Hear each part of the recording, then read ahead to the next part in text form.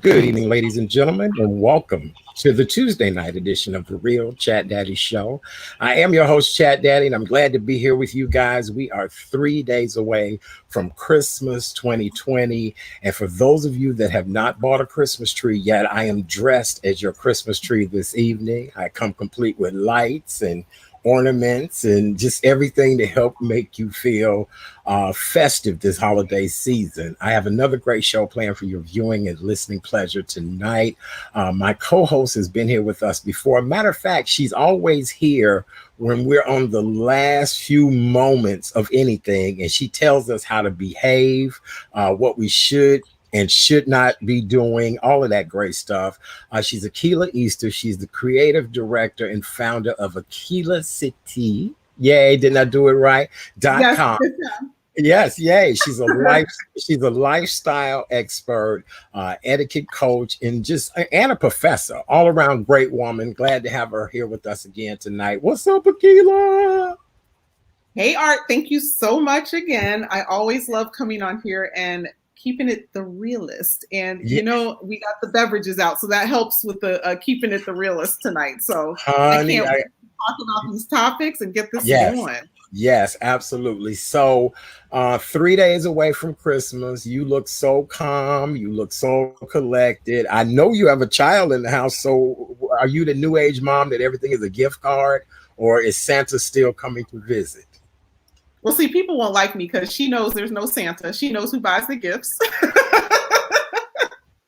People tell me I should let her have her imagination, but no, she knows that mommy, I ask her what she wants, and I will figure out of that list what she should get. And she knows mommy gets them. As my mom says, I'm that new age mom. You new age moms amaze me. The things that you do are just somewhere. I don't have a chimney. I'm on the south side of Chicago. Ain't nobody sneaking into our house. So right. I love that because I'm like somewhere Big Mama is cringing, like, baby, what? No Santa Claus, no chimney. I grew up with that though. Yeah, I don't think I grew up with Santa Claus. My mom was always like, "What do you want?" So yeah. Right. New age moms. That's what I love. I do. Well, I'm glad you're here tonight. Coming up on tonight's show, Akila will be leading us through a discussion on tipping. It is the end of the year, and even though we've been in this pandemic, a lot of people have provided services for us, and we want to be able to tip them properly this holiday season. Right, Akila? Is that what we're talking about? Yeah, particularly in this type of season, with all the hardships that we're going through, with the little $600 that some people that are making under 75K are getting. So I think, now is the time of the year, and this year especially, if you think about the things that you've saved on, like not going to the hair shop as frequently, all these different things, this is the year to kind of indulge in tipping. Okay, very good. We'll talk about that later. And then coming up tonight, during the 8 o'clock hour, Dr. James Thompson will be here. Dr. James Thompson. We appreciate him so very much. You're excited about this. I know. Today, he actually took the COVID vaccine or the vaccination. He got the shot, as we would say, and he'll be here tonight to share his experience, as well as we'll talk about gut health this evening. Good gut health, good you feel it in your gut type of situation. So yes. All right, so wonderful. Okay, good. Well, let's get started. Do you have a news story you want us to start off with tonight? Can we talk about the possible surge we may have if people are traveling during the Christmas holidays, right? So they're seeing the slight surge we had after Thanksgiving, and then we're right back into this new holiday, a month later. So what do you think? Do you think that people are traveling a lot? From what the reports are saying, there's a lot of people who are still had their travel plans continue. Well, now that's interesting. You would even bring this up. I've had this conversation with about 4 different people with talking pertaining to travel over the holidays. And here's the deal. People are traveling. If you look at the morning news, that the first thing that they reported this morning was that travel is up Flights are full. People Right. are moving around, and we're definitely going to see another wave of this because of all of this movement. And I don't know, but people, it's the holiday. We've been suffering with COVID fatigue for this long. Let's look at our death total. I'm sure we'll reach over 400,000 people by the end of this year in deaths. And so this is a lot for people. People want to go and live their lives, Yeah, and I think it will start to change perspectives because unfortunately, the more people that are passing from COVID, the closer it will probably get. The degrees of separation will get shorter and shorter. So people will start to be impacted a little bit more. I think a lot of people may not have a lot of sympathy if they haven't been impacted by it directly. So hopefully we get some insight on that. And I'm just trying to think, where are we going to be after vaccine kicks in, after we're over the pandemic? I don't even know what the parameters are to say that we're done with the pandemic, but what do you think it's going to be like when the world opens back up? When the world opens back up, things will be very limited. There will not be mass anything anytime soon. We know that for sure. You don't think so? You don't think so? No. Nope. I think that's going to be. In Atlanta, they still having full concerts, and full nightclubs. Look. I know a lot of places. I know a lot of places. Houston, Texas is like that. Some parts of Southern Florida. I mean, I get it, but I don't know. I mean, people want to get back to a normal life. This pandemic has caused a lot of stress for people, a lot of anxiety. We talk about that all the time on this show. I just think that our new normal is not going to be the normal you grew up with. It's not even going to be the normal I grew up with. Your daughter is now learning what our new normal will be like. We have to adapt to it. Imagine a child walking around with a world.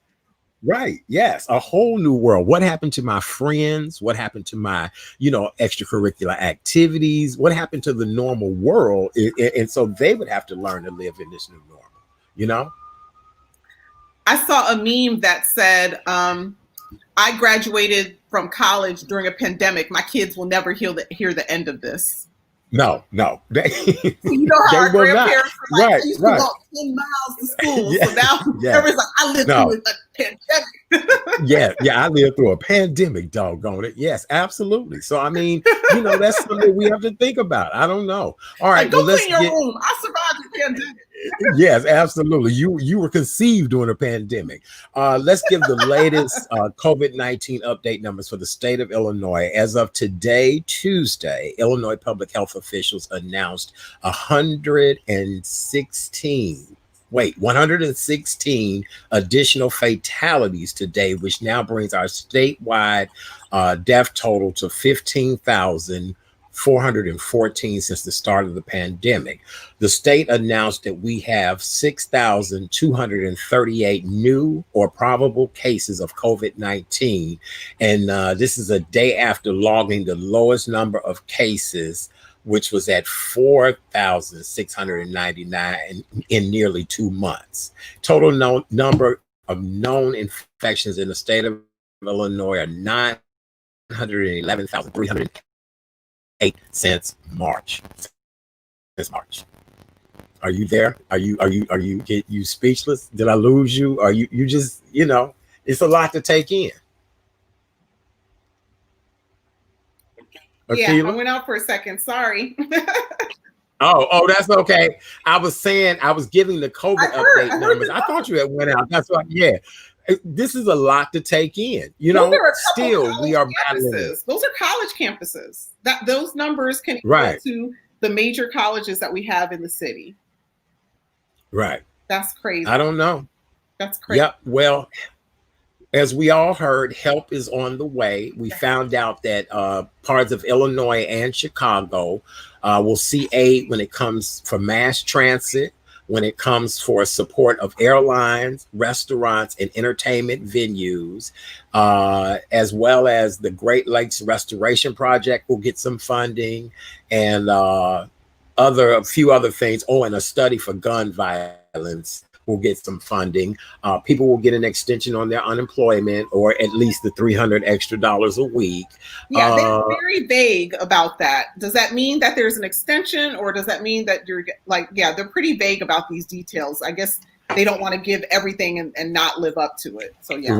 Right. And most people are set to expire off of this in March. And some people, it needs to, I don't know. The economy still has not picked back up. There are not jobs that are calling people back. People are still going to have to work from home due to this pandemic until everyone gets the vaccination, the vaccine. I mean, I'm seeing, so as I look at different real estate, different, rental properties, right. Those types of things, the prices have decreased drastically, just trying to get people in. So I'm seeing all of this happening. Like, that's going to be a time to catch, just like when the last recession in 2008 happened. So I think that's going to be, that recovery time is kind of going to be a time where a lot of people are going to start to take advantage of these things. Yes, absolutely. Well, that makes good sense. All right, let's talk some other news. What do you have on the list of things for us to talk about?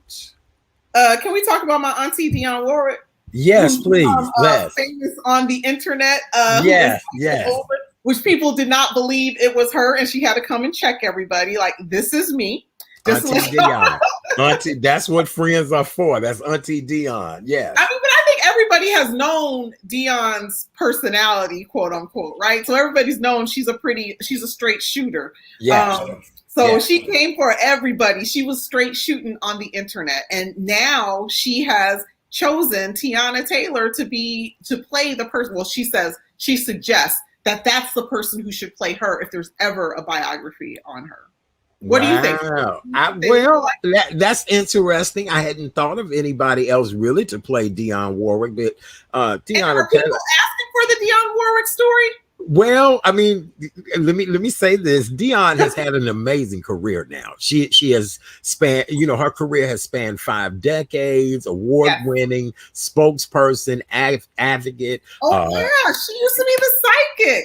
A psychic. Dionne Warwick has had an amazing career that we really should recognize, and thank God for the Black Ensemble Theater. They've done stories about her, things like that. But no, I would love to see Dionne's life story on the big screen, because she really has come a long way.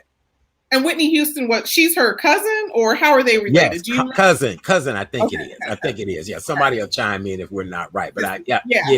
So I mean, I don't know. I mean, Dionne, she's iconic. Yeah, Miss Dionne Warwick. So I mean, I don't know. I would like to hear a story about her though. But yeah, but Teyana Taylor, I saw. I don't know if I want her, but okay, right. I get it. Wants to have a bio about me, so yeah. Right. So, I can't with you. I can't. That's what friends are for. That's what they for, baby. Right. Okay. Good times. But I think Teyana Taylor would actually be a good look. I remember when, God rest her soul, Aretha Franklin was choosing people, and we were like, no, I don't know if that's going to be a good look exactly. Yeah. But I think Teyana Taylor is the perfect person to play Dionne. Well, congratulations to Chicago's very own Jennifer Hudson, who will be playing Aretha Franklin in one of the versions. There's 2 versions coming out. Oh, I did not. Yeah, so wait. Let me get my tea for this now. Well, I know that was the controversy, that they're having 2 actresses that are playing similar roles. It's different stories in Aretha's life, but really? Yeah, I don't think it's the full bio. The other actress, she's a British actress. Really? And this is not the same film as the one Jennifer Hudson is in? No, they're 2 different films. Wow. J Hood, I think, get all the acclaims. Yeah. Okay, so now here's the deal. Because J Hood is Chicago's very own, we love, adore, and appreciate her. Right now, I'm going for J Hood's version of the film. I had no idea it was shenanigans and foolery in another film being, I'm thinking it's the one with Jennifer Hudson. I didn't know that. Wow. That was called Respect. The trailer came out a long time ago, but with COVID and everything has been delayed. But definitely going to follow the Jennifer Hudson one. The other one is called Genius, which is Cynthia Erivo, who plays Aretha Franklin. Oh, but then I love Cynthia Erivo, but okay, all right. They must be playing. Yeah, it's also due out this year as well. So yeah, there's Really? two. Yeah. Mm-hmm, Okay. mm-hmm. All right. Well, we'll keep everybody posted on the update of when they both will air. I'm still team Jennifer Hudson. Yeah. We got a cheer and toast up to Jennifer Hudson and her homage to the Queen of Soul. All right. What else we need to talk about? You got something else on your list of things? Great job so far. Yeah. Oh, thank you. Yeah. Yes. So what do you think about all the announcements with who's entering the White House? We have all these different people. We have so much diversity entering the White House. What do you think? What do you think Joe Biden is trying to do with all of these different nominations? I think he's trying to show that we can be as one. I love the fact that it is people from all walks of life. It makes my heart feel good because as humans, we've all been through something. You know what I'm saying? I don't care what color you are, where you're from, any of that. We've all been through a series and set of things that, we want to be heard. And so I think he's trying to show the most diverse administration ever. And I think that's great. He's also pulling up a lot of people from the Obama era as well. So what do you think about him kind of recreating the Obama era? Well, Obama, a lot of things were in the works, a lot of ideas and things that didn't get to happen in the 8 years. And we all know that some things take time and more thought to it. And now that we're in the situation we're in now, where we've got to get this economy back on its feet, we've got to get people back stable. Whatever works best is what I want to go with, but I want to see action quickly, and I don't want people dragging their feet. We need to see immediate action on a lot of things in our country right now. Name me 3 things you want to see within the first 100 days. Helping the people to get out of debt. Are you kidding me? To help us, let's look at Canada giving their residents at least $2,000 a month. You know what I would do with 2 stacks? But right. I mean, but just period. It would allow you to get on your feet, do things, and not that you're not on your feet, but I mean, just to. It's going to be a major catch up, Art. Like I don't think people understand that once you can throw these dollars at people temporarily, but you have to catch up. Once you fall behind, that is a domino effect. It's not just you're not just 1 month of rent behind. You are utilities. You are series of. And I think rich people are in this bubble where they don't relate to that and understand or comprehend that. Yeah, because really the $600 is a slap in the face. It's better than nothing, but it really is a slap in the face. It really. But wait a minute. But see, here's the deal: if the strip clubs was back open, you could go make that $600 in less than an hour. So I mean. Nothing about that, Art. But I'm just saying. It's people. We've got to do something to take care of our citizens. Food bank lines are long. People were on the holiday show asking for donations, contributions. Some of our most charitable organizations are really suffering right now. So I mean, we're in a bad place, and whoever's in charge, I want them to do whatever they can right away to help alleviate some of this pressure a lot of us Americans are under. Yeah, when I heard him say he's considering canceling student debt, or at least like 10,000 over certain instruments, I was like, yes, sir. Those student loans. I know people who are just retiring and they're just finishing paying their student loans. Yeah, absolutely. Major to the economy. Yeah. Right. So absolutely. What's your second one then? Probably housing. A lot of these cities need fair equity all throughout the city. I want cities, major metropolises, I want them to be inclusive of all people. I want neighborhoods to be able to offer everything. I was just talking to somebody the other day about, New York, Harlem. They were saying how empty it is now because of this pandemic. But I was so proud of Harlem bringing itself up to being a neighborhood, much like, neighborhoods in Brooklyn and other that have that autonomy again, so I do want to see housing and community development. And then another thing is that I would love to see more employment opportunities for Americans. I definitely want that. Bring more jobs back to the United States. Bring customer service back to the United States. Yes, Ooh. bring customer service Can we back. talk about that customer service? Yes, yes. You remember how long the Walmart on 83rd was shut down, right? Mhm.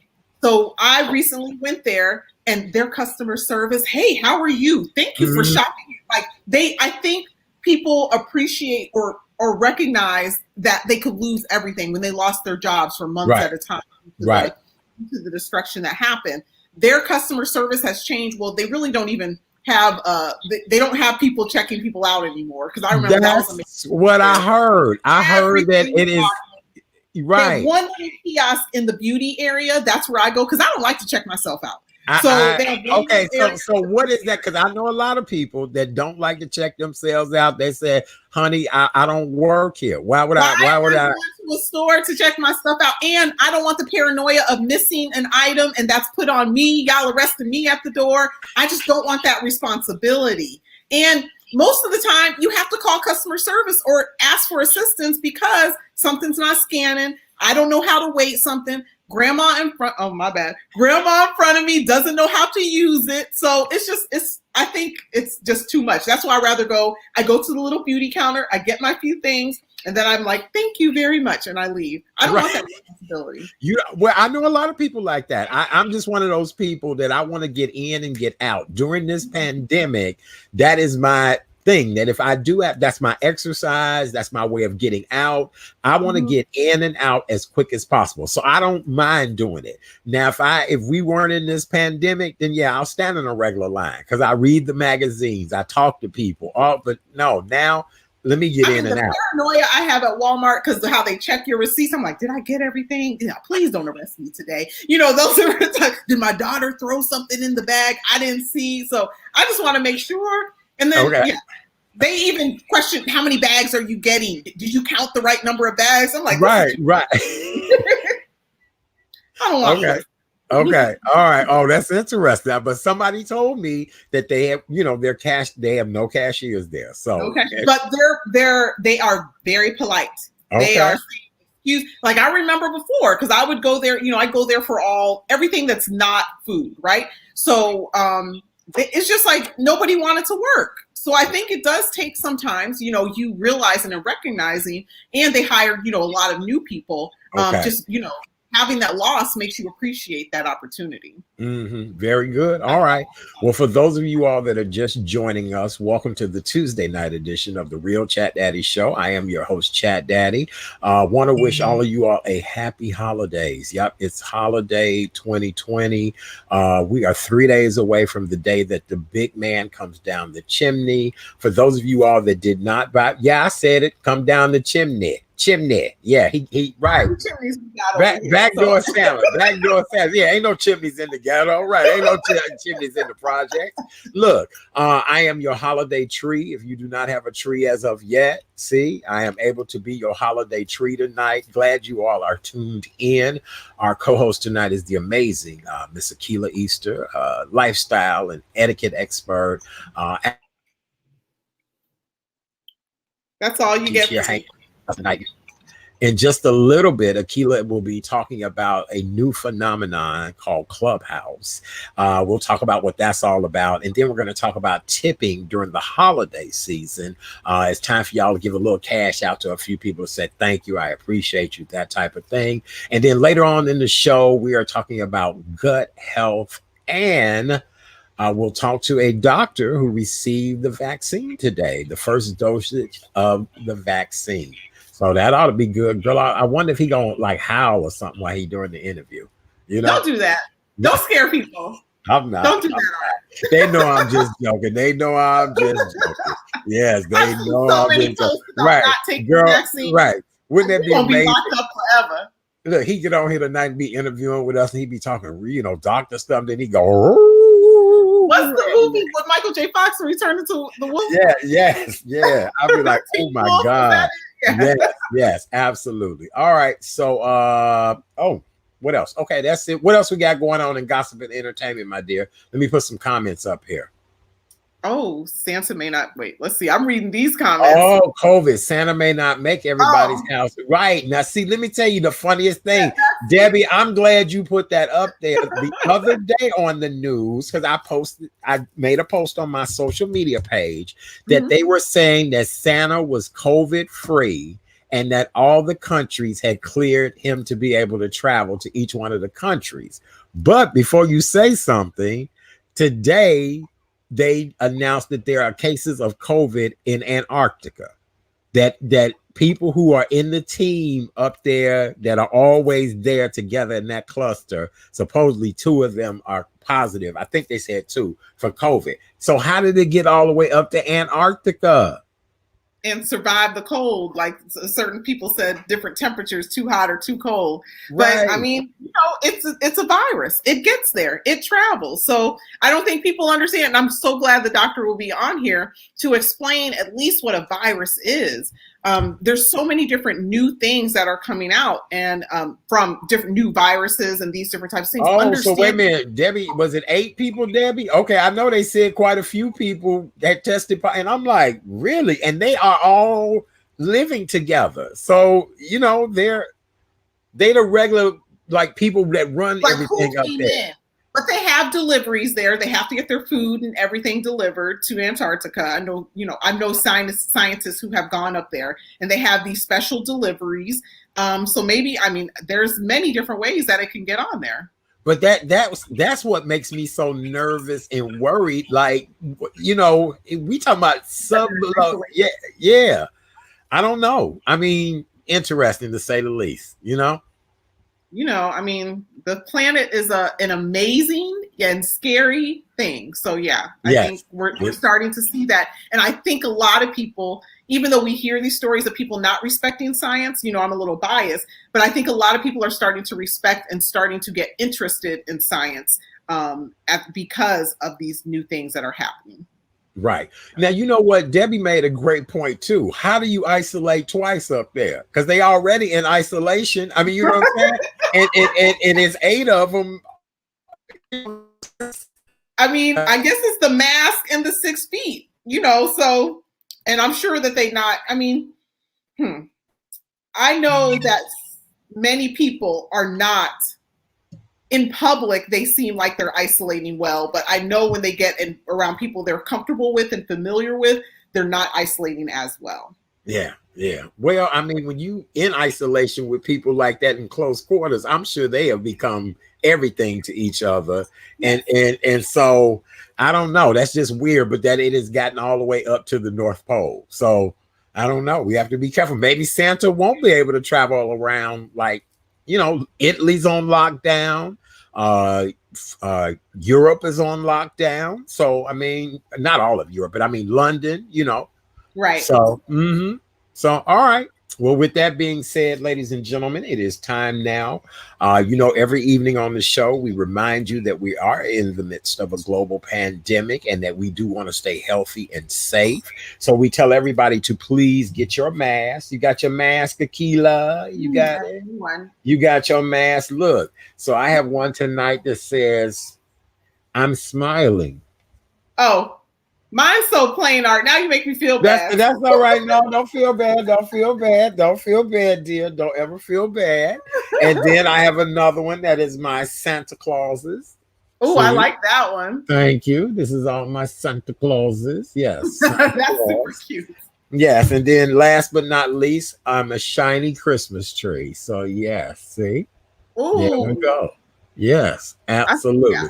So make sure you wear your mask, cover your nose and mouth.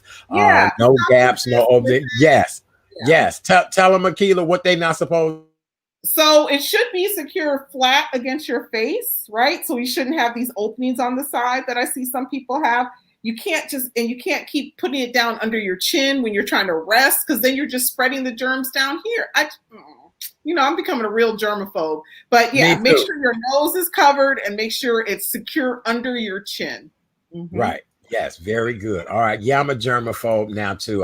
That's my new thing. All right. Make sure you guys sanitize. Soap and water is the most important thing that you can use. Make sure you wash your hands really good, clean under your nails. If you don't have soap and water, sanitizer will always do. Just get you some sanitizer, squirt it, squeeze it, rub it, and make sure your hands dry. Don't go lighting candles or a lighter or any of that kind of stuff. Right, poof, you'll be gone. So make sure your hands dry.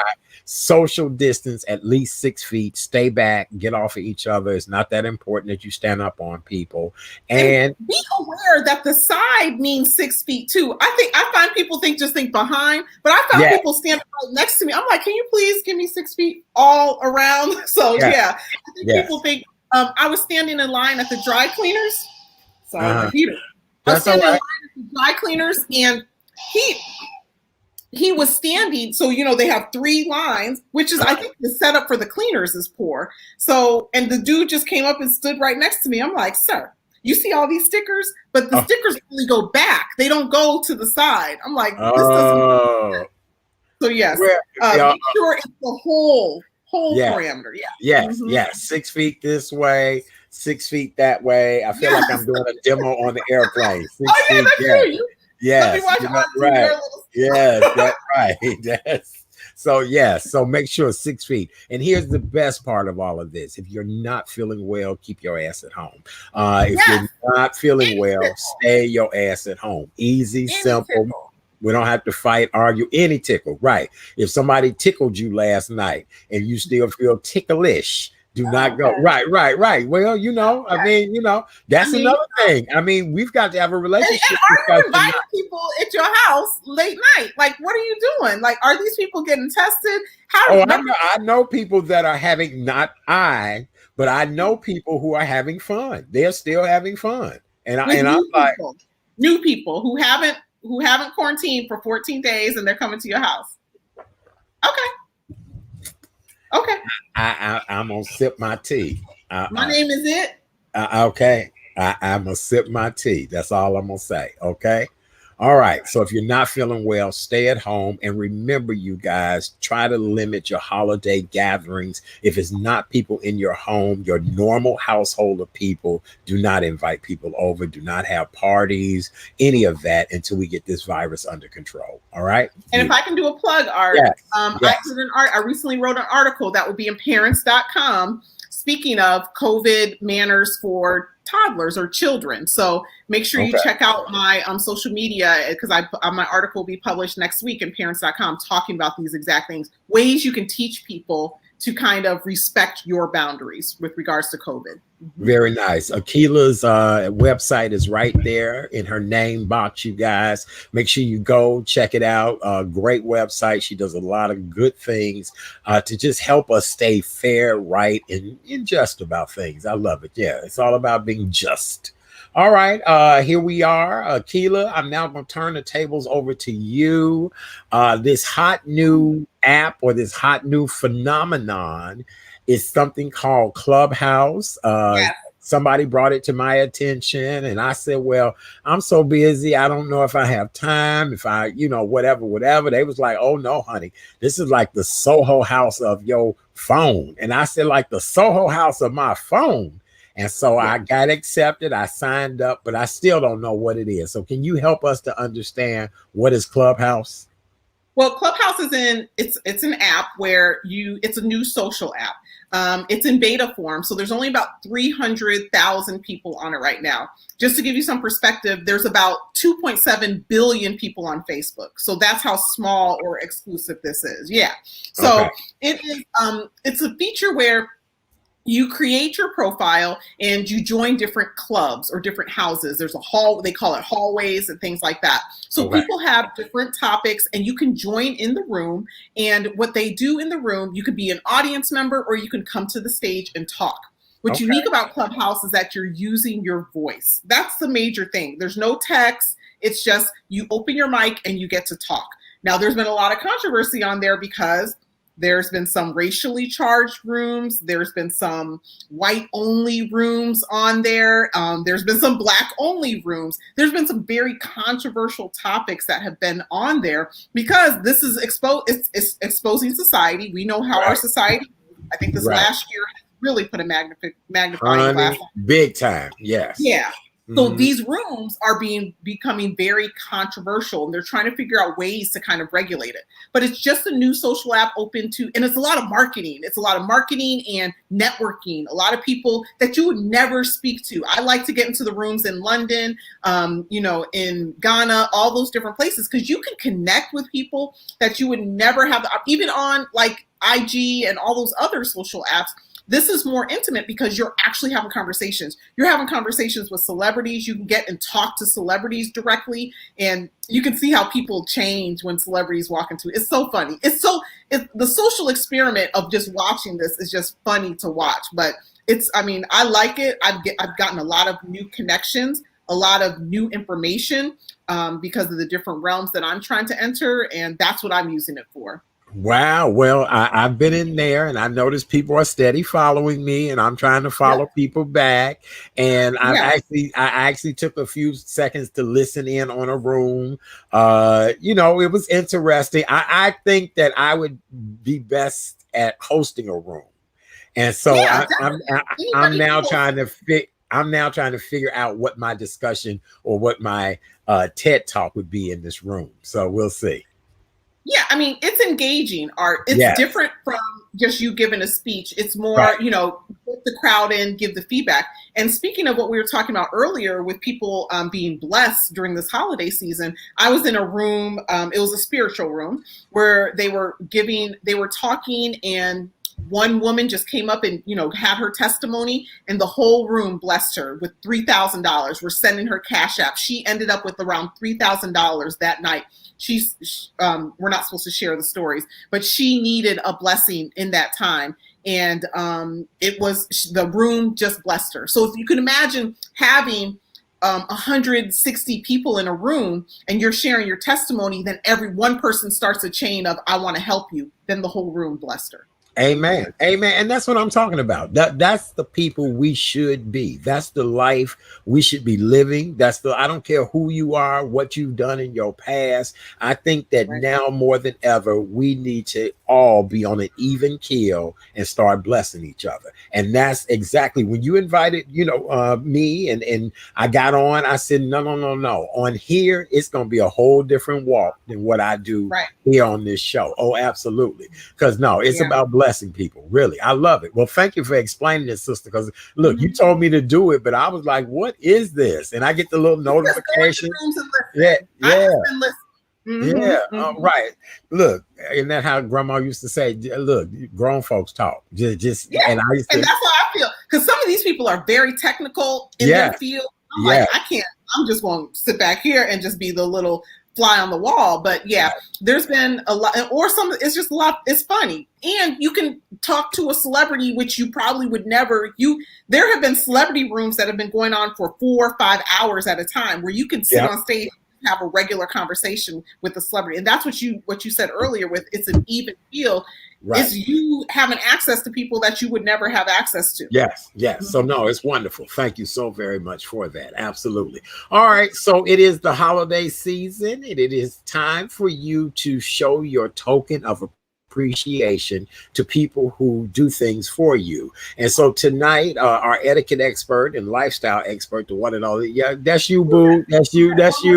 That's my friend over there, the co-host, Miss Akila Easter. She's also a lifestyle and etiquette expert. As you guys have seen, she's talked us through a lot of things tonight. So now we're going to talk about holiday tipping and who gets what, when, all of that, and go right ahead. So I think, like I said at the start of the show, this year you only want to give what your budget allows. Okay. Don't go broke trying to appease people. But you should have extra money this year, right? So if you've been blessed to work from home, you probably have not gone to the hair salon. You've not gone to the barbershop, the nail shop as frequently, all those different things. So you still want to think about those people, even though you have not frequent them as you did in the previous year. So this is the time of the year that I get their Cash App. I'm not going in person. I'm going to probably Cash App because I don't even want to go to the bank to get cash to send to them or to give to them in person. I'm going to probably do a handwritten note, mail that to them, and then do a quick Cash App. And if you can't afford to tip people, if you can't afford, a handwritten note is still just acknowledging them throughout this year to say, I know that this year has been rough. I am also in a rough situation, but I just want to make sure that I express my gratitude to you for everything, for you being in my life.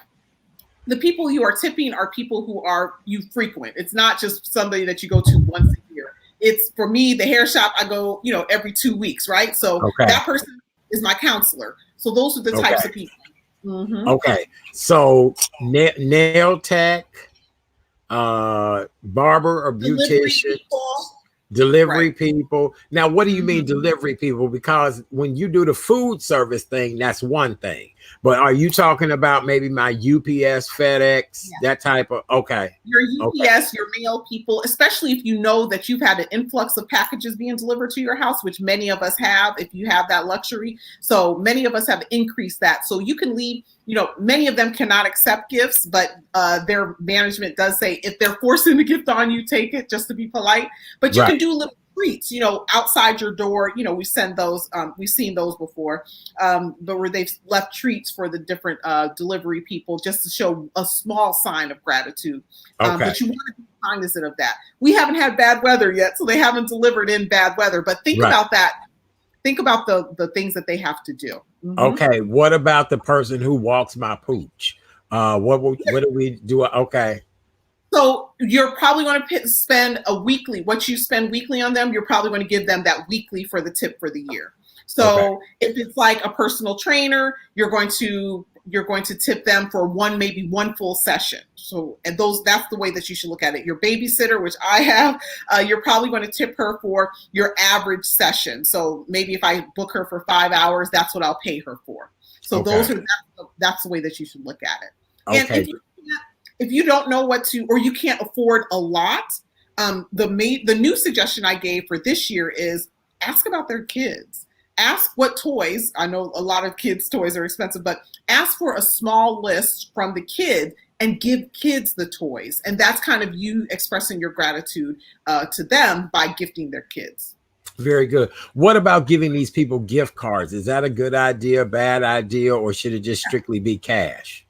You can still do gift cards, but just make sure you're paying attention to the parameters of the gift cards. Like if there's a fee on the gift card, if there's a certain amount of time that you have to use it in, I would go for more of like the credit card gift cards, those companies, because those don't really have expiration dates. So I would think about what I'm going to, with the gift cards, think about the parameters of the card.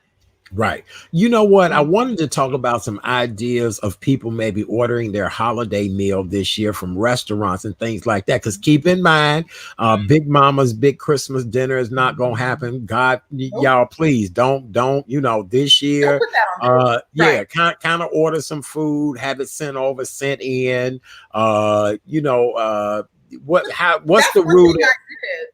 It wasn't food, it was coffee. So I sent an Uber Eats, for say those companies, an Uber Eats to one of my, somebody to say thank you. I sent them a coffee because I knew their coffee order. So I just sent it directly to their house and said, hey, check outside your window. You have a fresh cup of coffee for the morning. So those oh my. Isn't that my. You're friends with me, I see. I can't wait. Right. Be just my luck. They leave my cup of coffee out there, or better yet, drank half of my coffee by the time I get it. Right. I'll be like, wait a minute. Out the window, like, is it coming? Is it coming? Because I don't want anybody. Yes. Oh my God. Well, that's a good idea. It really is. All right. So now, what about for the school teachers who have been teaching these children online this year?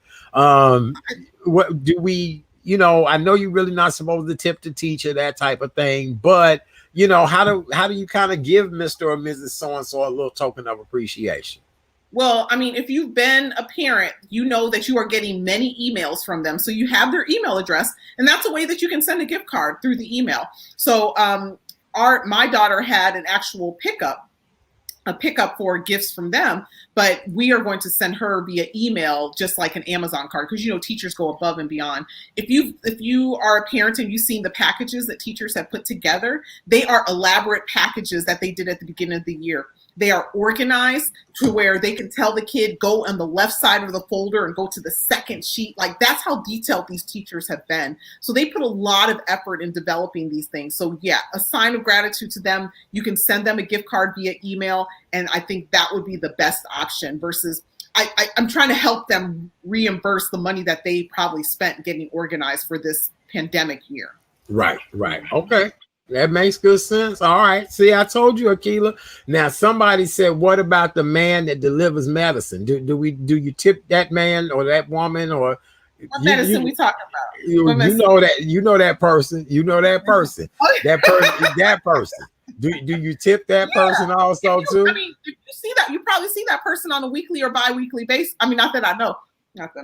So you probably see that person on a regular basis, right? So you want to keep that relationship. Tips are not mandated. It's to ensure service, right? So they will remember you. They're like, oh, you need, like, if you want to tell them, like, hey, is there any way that I can get a rush on this today? They're going to remember that you were the person who sent the tip versus somebody who never sent the tip. And if you don't tip on a regular basis. So yeah. Right. Definitely. I'm always appalled when people don't know how to tip or don't want to tip. And I just, it throws me because I was always raised to tip. And then I've always been in circumstances where I've been with people where if you leave a bad tip, it'll come back on you. So I don't understand why it's so hard for people to understand the concept of tipping. That's why I think everybody needs to work in the service realm. Like, everybody needs to have experience working in service. I was a server for 2.5 years. And I think that's what gave me perspective, of course, from my etiquette background. But that is an American thing. So other cultures, you really don't tip. Like in Europe, you really don't tip. It's actually offensive if you tip in certain countries. So it is an American thing. But yeah, I think if you've never worked in service, you do not understand how little people get paid and how much those tips are, that cash tip where you're supposed to pay your taxes on. But that cash tip really saves people at the end of the night. Mm-hmm. Yes, absolutely. Well, in most European countries, Asian countries, a service fee is put in the bill anyway, and you don't have to leave the tip. It's called a service fee, resort fee, whatever the case may be. Absolutely. Mm-hmm. All right. Anything else we need to know about this holiday? So Zoom is allowing us to do free phone calls starting Christmas Eve all the way up to the 26th. And I think it's again on the 30th to the 1st, maybe, or the 2nd. And so anything you want to help us refresh our memories on when it comes to these Zoom calls and stuff? I mean, Zoom has had the come up of 2020. So they should be giving people these free calls, right? Right. But no, I think organization is key. Like, if you send out a specific time, don't just do it 5 minutes before, like, hey, y'all, let's just jump on a Zoom. Set up a time so that everybody can be included. I would hate to miss the holiday chat with my family because somebody didn't organize it in a timely manner. So I would, there's always a family secretary. I was the family secretary, the one that booked everything, got everything together. Whoever the family secretary is, I hope that they can get it organized now to where, we have different branches of our family. So we can say we can talk to this side of the family at this time and then this side of the family. But organization would be the major thing to make sure everybody gets a chance to talk. Mm-hmm. I love that. I really, really do. When you were here for Thanksgiving, we talked about subject matters that should and should not be brought up on the Zoom call. And maybe we should refresh everybody's memory of things that we should and should not do. Now, we did agree that you do acknowledge those that have passed on. Ashe to those, our ancestors now. We should also mention our brothers and sisters who might be incarcerated, bring them up and kind of mention them. What else should and should not do on the Zoom call? I think this is the time where you can kind of set limits to people. So if you want the whole family to talk, you can say, hey, let's limit this to 60 seconds or to 90 seconds of talking so we don't get great auntie, talking for the whole time, or we're trying to show respect, like, yes, ma'am, yes, ma'am. So if we set these different timers up to where so everybody gets to express themselves, some things, and you want to make sure, like you said, give respect to our ancestors. You want to give even though Thanksgiving was last month, we still want to be thankful. Freeze up still. Okay, you there? Can you hear me? I can't. Boy, the internet is killing us this evening. Go ahead. All right. We'll make it work. So you want to make sure that you give thanks to people, even though Thanksgiving was a month ago. A lot of people have lost people within that short amount of time. So you want to make sure that you're giving honor to those people. I have 3 memorial services next week, and these are all people that have passed away since Thanksgiving. So and you set a period of time. Don't let it linger. You don't want to make the whole call sad, right? You want to have some happiness within that call. So maybe just set, maybe at the end of the call, or at the beginning, you can set a time frame. This is the time, like they do at the Oscars. This is the time that we're going to talk about what that person meant to me. And you can maybe share a memory, have a few people share a memory associated with that. But you want to make sure you do acknowledge. And then I think setting those time limits is key. Otherwise, some people will be like, you talking too long, or I didn't get a chance to talk. You know how family, they're very frank with each other. So you want to make sure you set some rules and boundaries at the beginning of the call. Very good. And also make sure you guys check your background. Make sure you have a nice, inviting background. Find that good, clean wall in your house and make that your background. Right. And make sure you have good lighting. Right. You don't want your family to know. Get all that out the background. Yes. Anything that you don't want your family to know, please put it up. Make sure you get the lighting right so everybody can see you. And what else we need to tell everybody about this coming up? Can you believe it's Christmas though? That's the other part, Akila. This has been probably the most docile holiday celebration ever. This is the epitome of 2020. So I mean, nothing surprises me. There better be a switch that comes on for 2021, or I'm going to be upset. But we need a change. There's no snow on the ground. They say we're supposed to get snow in the next couple of days, but I don't trust it till I see it. But it's not going to be. I hardly see any decorations. Even the that normally decorates, I saw like one little red ribbon. I was like, okay, this is what we're going to get. But I don't think there's a lot of people in the spirit right now. No, it's not. All right. Well, with that being said, we'd like to welcome you guys to the Tuesday night edition of the Real Chat Daddy Show. I am your host, Chat Daddy. This is my good friend, Miss Akila Easter. She is our co-host this evening. She is a lifestyle and etiquette expert, a professor, all-around great woman. She is about the business, y'all. That's what I love about Akila. But also, we love to talk about things that go on in gossip and entertainment. Auntie Dionne Warwick, we talked about her earlier this evening.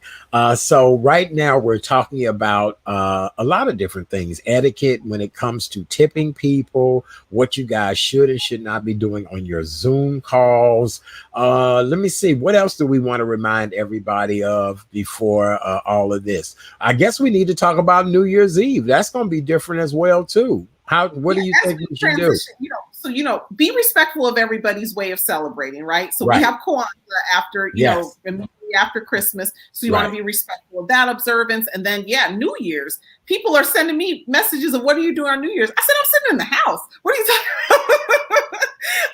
about? I think there's going to be some secret parties, Art. I still think that there's going to be, I guarantee on the news, we are going to see about some big celebrations for New Year's. I just don't know what to say. I mean, Akila, I'm telling you, I cannot wait till we talk to the doctor in just a few moments.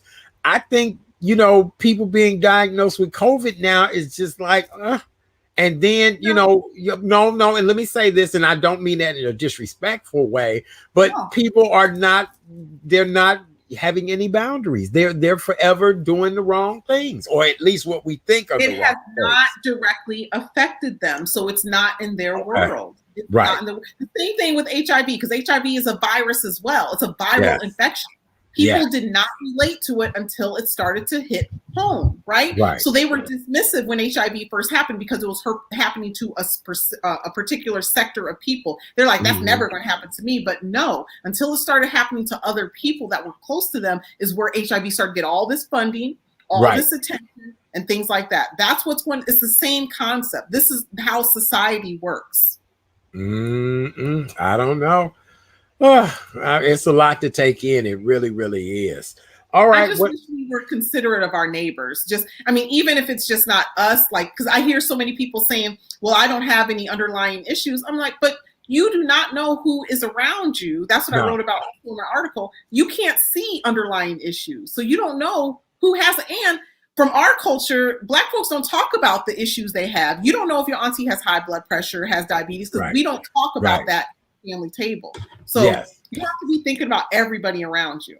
Well, we want to remind everyone to be as cautious as possible, to please wear your mask, sanitize, social distance. And again, as we always say on this show, if you're not feeling well, keep your ass in the house. That's the best thing for you to do.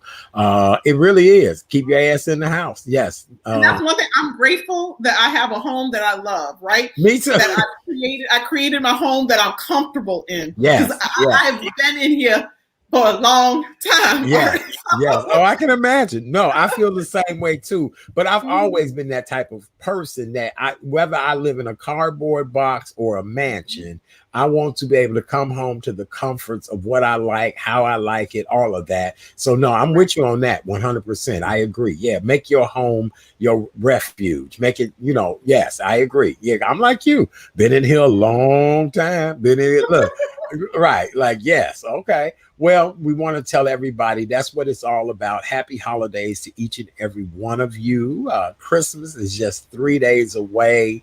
The shopping frenzy, I guess, has not been as much as we thought it would be in person. I actually was down on Michigan Avenue on Saturday, and it was not what I thought it would be. It was less people. I've seen some down south pictures. Down south, there's been parking lots full.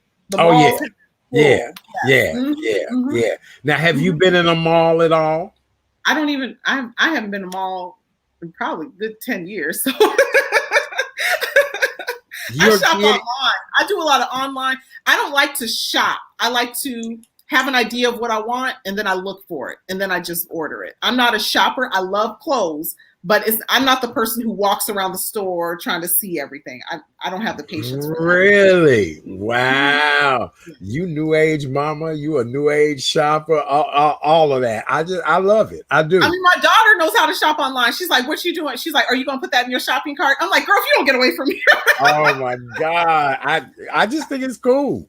You talked about the food delivery, all of that. Okay. Yeah. All right. Yeah. Very good. Yeah.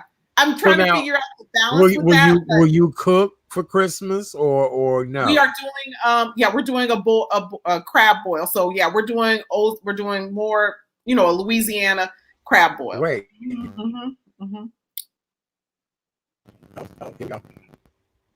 Okay, you there? Yeah. What did you say? You said you're doing a what for Christmas? Louisiana crab boil. So we just it's things that are easy. You know what I mean? Just it has to have the right seasoning, but everything is easy to cook, and we can just throw it on the table, literally. Yes. Oh, that sounds great. That's wonderful. I made gumbo this past weekend. Okay. And when I make gumbo, I make enough of it that it can last, and I give it out, and then I put it in the freezer, and then that's it. I don't know. I mean, I'm not for New Year's. You got your black eyed peas because everybody said it's our fault for not doing the black eyed peas last year. That's my point. Look. I eat black eyed peas and greens every year for New Year's Eve, and I don't know. Well, maybe you at your house didn't eat them, but I ate mine. I messed it up. Okay, see, that was my fault. I did not do the black eyed peas. No, see, that's what you get for being that new age mama, that new age shopper. I didn't want to soak them. I didn't have time to soak them. Yeah. So yeah. Well, now I'm gonna tell you a little secret, honey. They sell them in a can, and you can rinse them off. Or you can buy them frozen, But make sure you get them black eyed peas. Keep busting me out, Art. Keep busting me out. Just get them black eyed peas. I cost $20. See, it's your demographic that caused 20. So I was reading an article today that said Gen Xers actually saved the world during this pandemic. I'm a Gen Xer. What are you talking about? I'm a Gen Xer too. Huh? I'm in between. They call me in between. I'm 1980 something, so I just been 40. So yeah, so I'm in between, but I guess I'll claim Gen X today. So since y'all said that the millennials messed it up. Yeah. So here's the deal. They were saying that people like DJ D Nice, people of a certain age came up with all of these creative ideas. Let's look at what I'm doing now. All of this to keep the world entertained, keep the world happy, to give the world something to do. So it is saying that this demographic is the demographic that most did something to make a difference during this time period, which is interesting. Right. Yeah, I guess that makes a lot of sense. Mm-hmm. Yeah, I mean, I love what I do. Yes, I love what I do. Yeah, absolutely. Yeah, please, every night, give people what they want and it will grow. That's the way I look at it. So, all right. Well, very good. Thank you guys so much. Big round of applause for our girl, Akila Easter. She gave it up for us on the knowing what to do, how to do it, when to do it, all that great stuff. Akila, let's talk a little bit about what people can find on your website and some of the things that you offer when they would visit your website. Well, after I make my Black Eyed Peas for 2021, I will be releasing a series of classes. So I'm going to be doing a lot of Zoom classes with respect to, having my classes just transition online. So doing teenage etiquette, I have a lot of requests for teenage etiquette. I want to do some Black women in the corporate realm etiquette. So just giving some tips on those things, because it's a different type of world for us as we enter the corporate realm. That's a whole new story, a whole new hour that we could talk about that.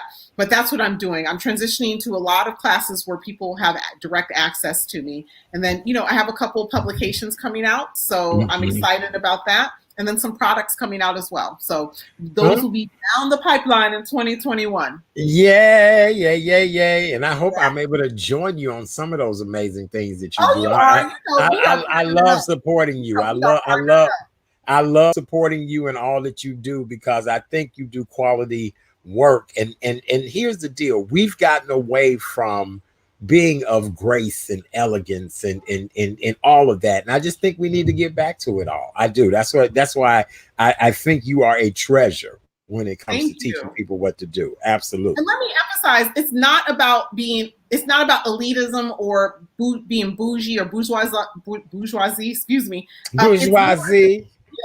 It's about being comfortable with your body. That's what I teach people, how to be comfortable and how to walk into any room and just know what to do. It's getting rid of that awkwardness. That's what I teach. It's not about elitism and things like that, which I've found a lot of people say that.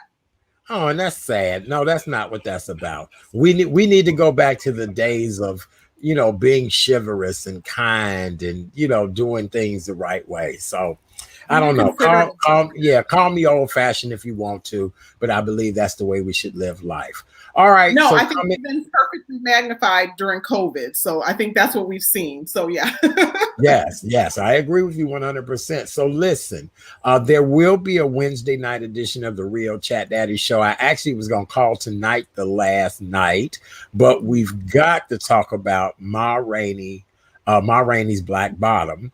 As you guys all know, I did. I watched this Sunday night. Here's the deal. There was so much buzz on Friday that I just posted just a teaser. I really did not watch it until Sunday night. It was amazing. I'm going to watch it again probably tonight or in the morning.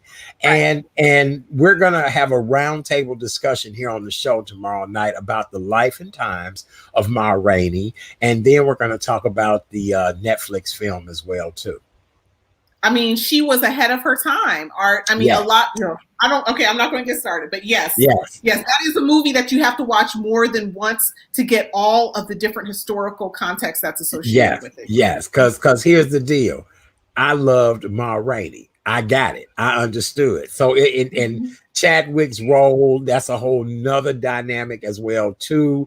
It's a lot to digest. So make sure you guys tune in tomorrow night, 7 p.m. The Real Chat Daddy Show. We'll be talking about Ma Rainey Black Bottom. Yes, Ma Rainey's Black Bottom, which was a stage play. This is now, actually I the want to talk film. about that makeup though.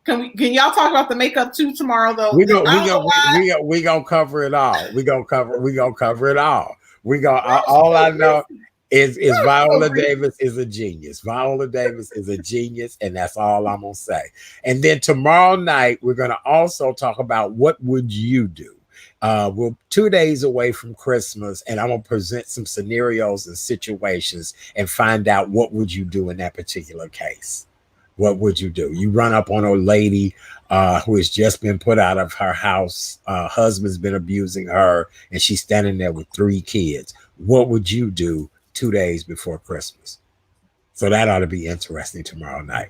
Well, I got some stories that I could tell you. Yeah. Okay. Oh, I'm sure. I'm sure. Right. Absolutely. All right. Well, with that being said, thank you guys so much. Do me a favor, go over to YouTube and subscribe to the Real Chat Daddy Show on YouTube. It's free. It's easy. Does not cost you a thing.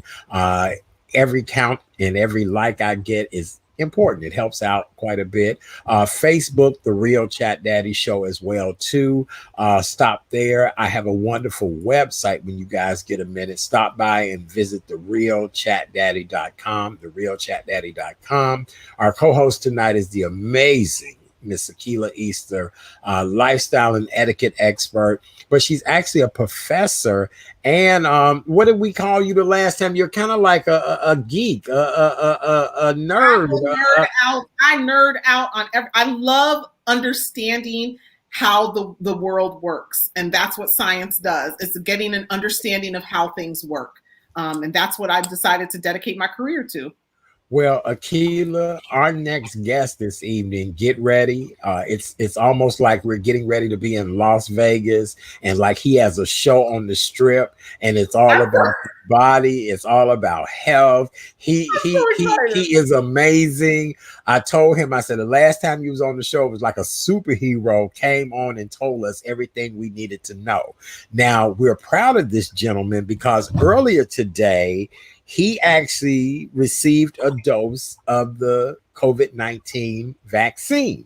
And he sent me a picture, and I said to him, I said, oh my God, Doc, can I please use that picture to show everybody? He said, absolutely. So we'll see how he's doing. We'll talk about COVID-19 and we'll talk about gut health. Ladies and gentlemen, please welcome back to the show, noted allergist and asthma specialist, Dr. James Thompson. Yay!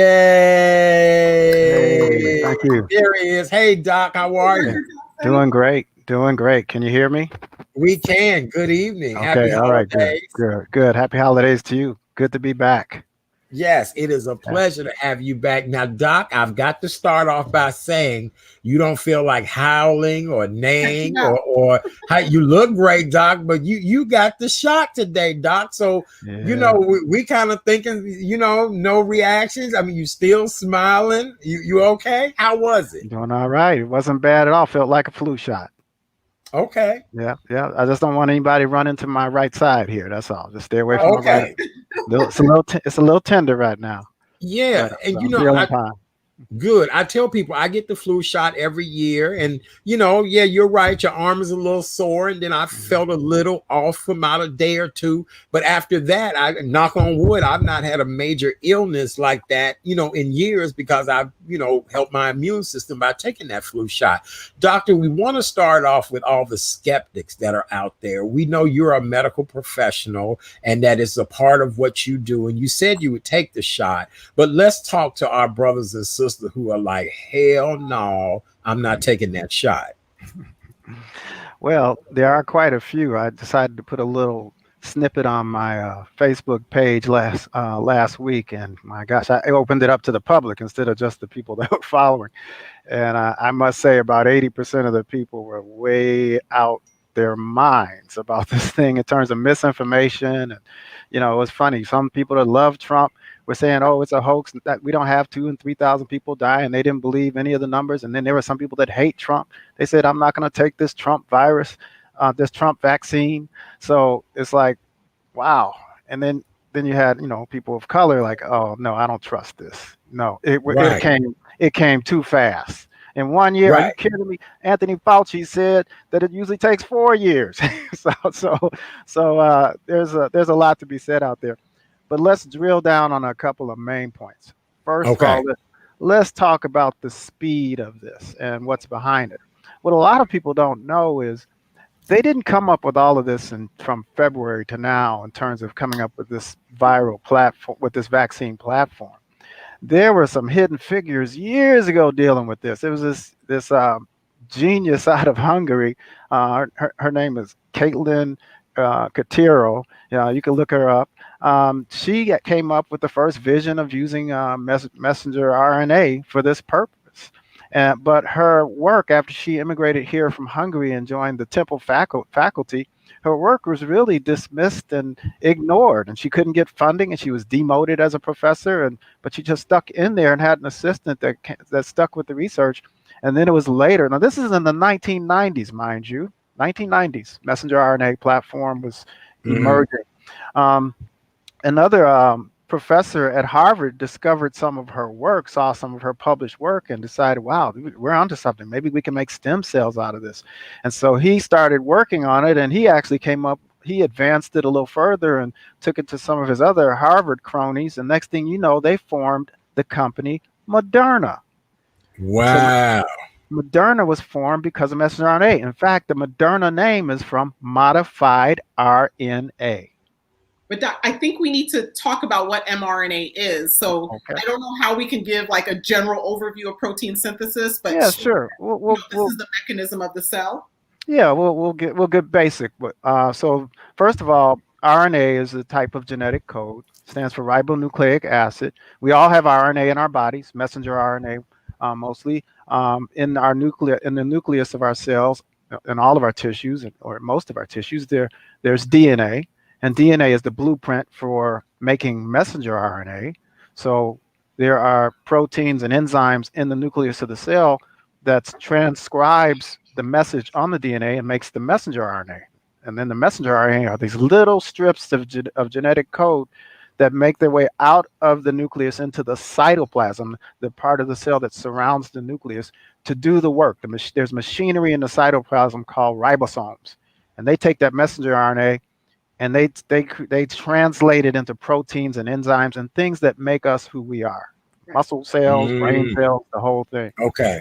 So that's the structure of genetic. That's the gene structure for humans. Now, viruses are tiny little particles that are basically made up of protein envelopes or protein outside surfaces and genetic code inside. They travel very light. They have to have a host to survive. There's one thing there's only two things viruses really want to do. They want to infect your cells, and they want to make plenty more viruses. So they are Mhm. little tiny. They're smaller than bacteria. The difference between them and bacteria, they are smaller, and they can infect bacteria. They can infect fungi. They can infect Oh. human cells. The only thing they don't infect usually are themselves. So viruses are little tiny particles. They're ubiquitous. They're everywhere. We have some viruses that just reside in our colon, but those are good. Those are good ones that don't harm us. There are a lot of viruses out Okay. there that can actually do harm. And so these are little tiny messages. They're either RNA or DNA viruses. DNA stands for deoxyribonucleic acid. And the coronavirus is an RNA containing virus that has a protein covering that has spikes on it. It's called corona because it's like a crown with these little spikes if you look in a very powerful microscope called electron microscope. So these spike proteins are what they use to attach, once they get in our bodies, attach to the cells to specific receptors called ACE2 receptors. And that's how these ACE2 receptors in our lungs, our nose, they line in our heart, our kidneys, our brain. These are the welcome mats, as stated on the internet and other areas. These are the welcome mats for the coronavirus. So once it gets in there and it uses spike protein to attach to the cells, that gets it into the cell. Then it hijacks the machinery of the cell in the cytoplasm to make more and more and more viruses that then explode out of the cell, cause all kinds of inflammation. Our bodies just start going crazy trying to keep up with this viral load. And that's why you get so much sickness and disease from it.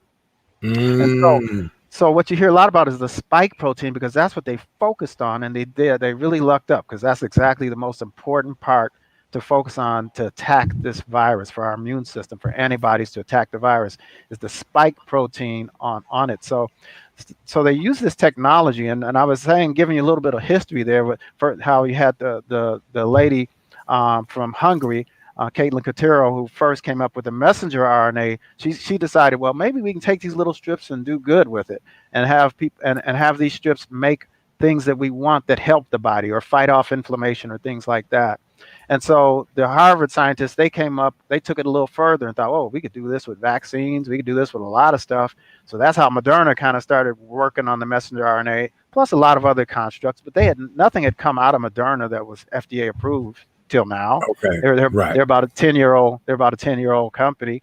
Meanwhile, a small company in Germany called BioNTech in Mainz, Germany, tapped on the shoulder of this Hungarian scientist who's now in her 60s, and said, look, why don't you head our department to have our own little messenger RNA virus and construct that and deal with that. And she said, well, yeah, as long as I don't have to move to Germany. So she stayed in the US, and now she runs that whole program of messenger RNA manufacturing. Now, they're a small company too. They were only about 8 to 10 years old at BioNTech. So they needed some umbrella company that can ramp up vaccines and really get behind them. So they asked Pfizer, a 170-year-old company, if they would join them. And they did. So you have Pfizer, BioNTech, messenger RNA platform, and you have the Moderna the Moderna platform for messenger RNA. So you have these two. So you have these two companies making these little strips of genetic code, and what they decided to do, which is what Caitlin Cotern couldn't do at first without further advances, is they were able to put it into a small nanoparticle envelope. Nano means very small. You cannot see it with even your best microscope in your closet. It's very small, and it's made of lipid. Lipid is fat, so if you think of them like little butter balls that are tiny and microscopic. And they decided this is how they can stabilize it so that our own enzymes in our bodies don't chew it up. If you just put messenger RNA injected into our bodies, there are ways our bodies will deal with it and chew it up before it can get in any cell. But they can put these envelopes, so they put these envelopes around it so it could absorb to a cell and then get inside to do its thing. So that envelope, A, protects it from being chewed up by our own defense systems, and B, it helps it absorb to the lipid surfaces of our cells, mostly muscle cells, but also some other special cells, to get in. So now it can hijack the machinery of the cell to make a whole lot of more S protein, not coronavirus. So these messenger RNAs, they're missing all the code that it takes to make a whole virus. It's the only code that it has is to make the S protein.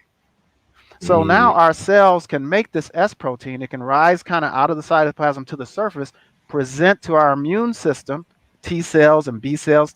B cells are cells that make antibodies, and then we can make a whole lot of antibodies that to this virus. So now, if we get exposed to it, we have a whole antibody network against it, as well as T cells. T cells are different kind of cells that are like almost like brain cells themselves, because they can send messages to ramp up a defense against specific proteins on invading organisms. So it's even more than antibodies.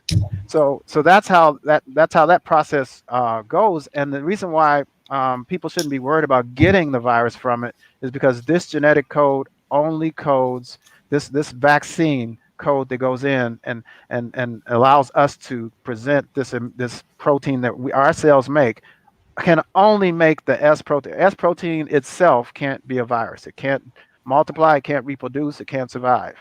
But it can stand as a marker so our immune cells can recognize it and be prepared weeks later. And I think this is why immunology needs to be taught at a younger age, because we're seeing that there's so many myths that are being circulated where our body is ready to fight all the time. Like even when you're getting the vaccination, that slight response that you're getting is your body, that means your immune system is working. It's acknowledging something is foreign here, and we want to build that army up. I always talk about the different branches of the army when I teach this, the different branches and how they're attacking different components, right? They have different responsibilities. And I think this is some of the basic things that need to be taught, because this is why people are able to perpetuate these myths that are going around with regards to what a virus is, what a vaccine is, and how your body responds to what your immune response is. Because people keep saying they're giving you COVID. No, they are not. They are stimulating the response for your body to fight. And that's what we need to emphasize. Yes, that's true. And I'm glad you brought up about our body responding, because some people may think after they get the injection that, okay, if they start having fever or they start feeling achy, feeling like they have a mild flu, that means they have the disease, that they have it. And that's not true. There's a term they have for it called reactogenic. Yeah. Reactogenic, it means that's your body is now working towards building up your immunity, and that's a very complex process that can make you a little uncomfortable. Right. Some people experience that with the flu. Yeah. I've had people tell me, that's why some people don't want to get the flu. I had that flu shot and I got sick. I always ask them, well, did you die? Because that's what it's supposed to. It's supposed to keep you from getting sick and dying. Yeah, you're going to feel achy. You might feel a little bad one day or two. But you didn't die. I mean, there are between 10 and 60,000 people die from the flu every year.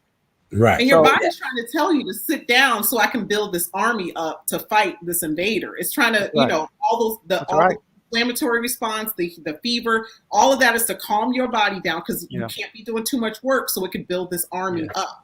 All right. Well, with that being said, I love it. I love it. This is one. I just want to keep the segment on time. That's all. Yeah. Yes, doctor. What were you gonna say?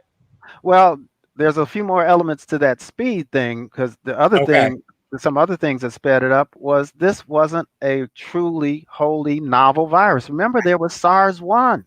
That's back in 2003. 8,000 people affected around the world. 800 people died. 10% case fatality rate. And then 9 years later, you had MERS. That's a sibling. The Middle Eastern respiratory virus that killed 800 people too. Only 2,500 were affected. Yeah, people don't know we already have the foundation. Yeah, that's my point. Yes, we already had the foundation. They've been studying this, knowing it's going to come back. They said we're going to be ready when it comes back. We're going to have some genetic code already. We're going to start doing some research in animals. We're going to be ready. So technology is what allowed the speed too. Before these platforms, you had to grow chickens and harvest eggs and implant these viruses and take all these steps.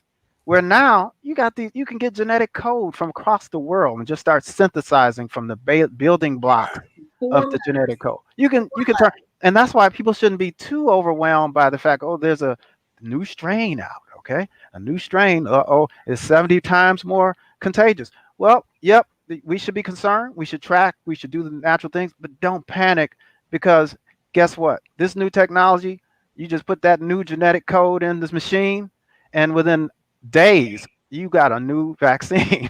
So I mean, it's and plus I think with the fact that we would have such a wide, broad and immune response to this, there's no evidence now that what the vaccine's out now won't be covering it anyway.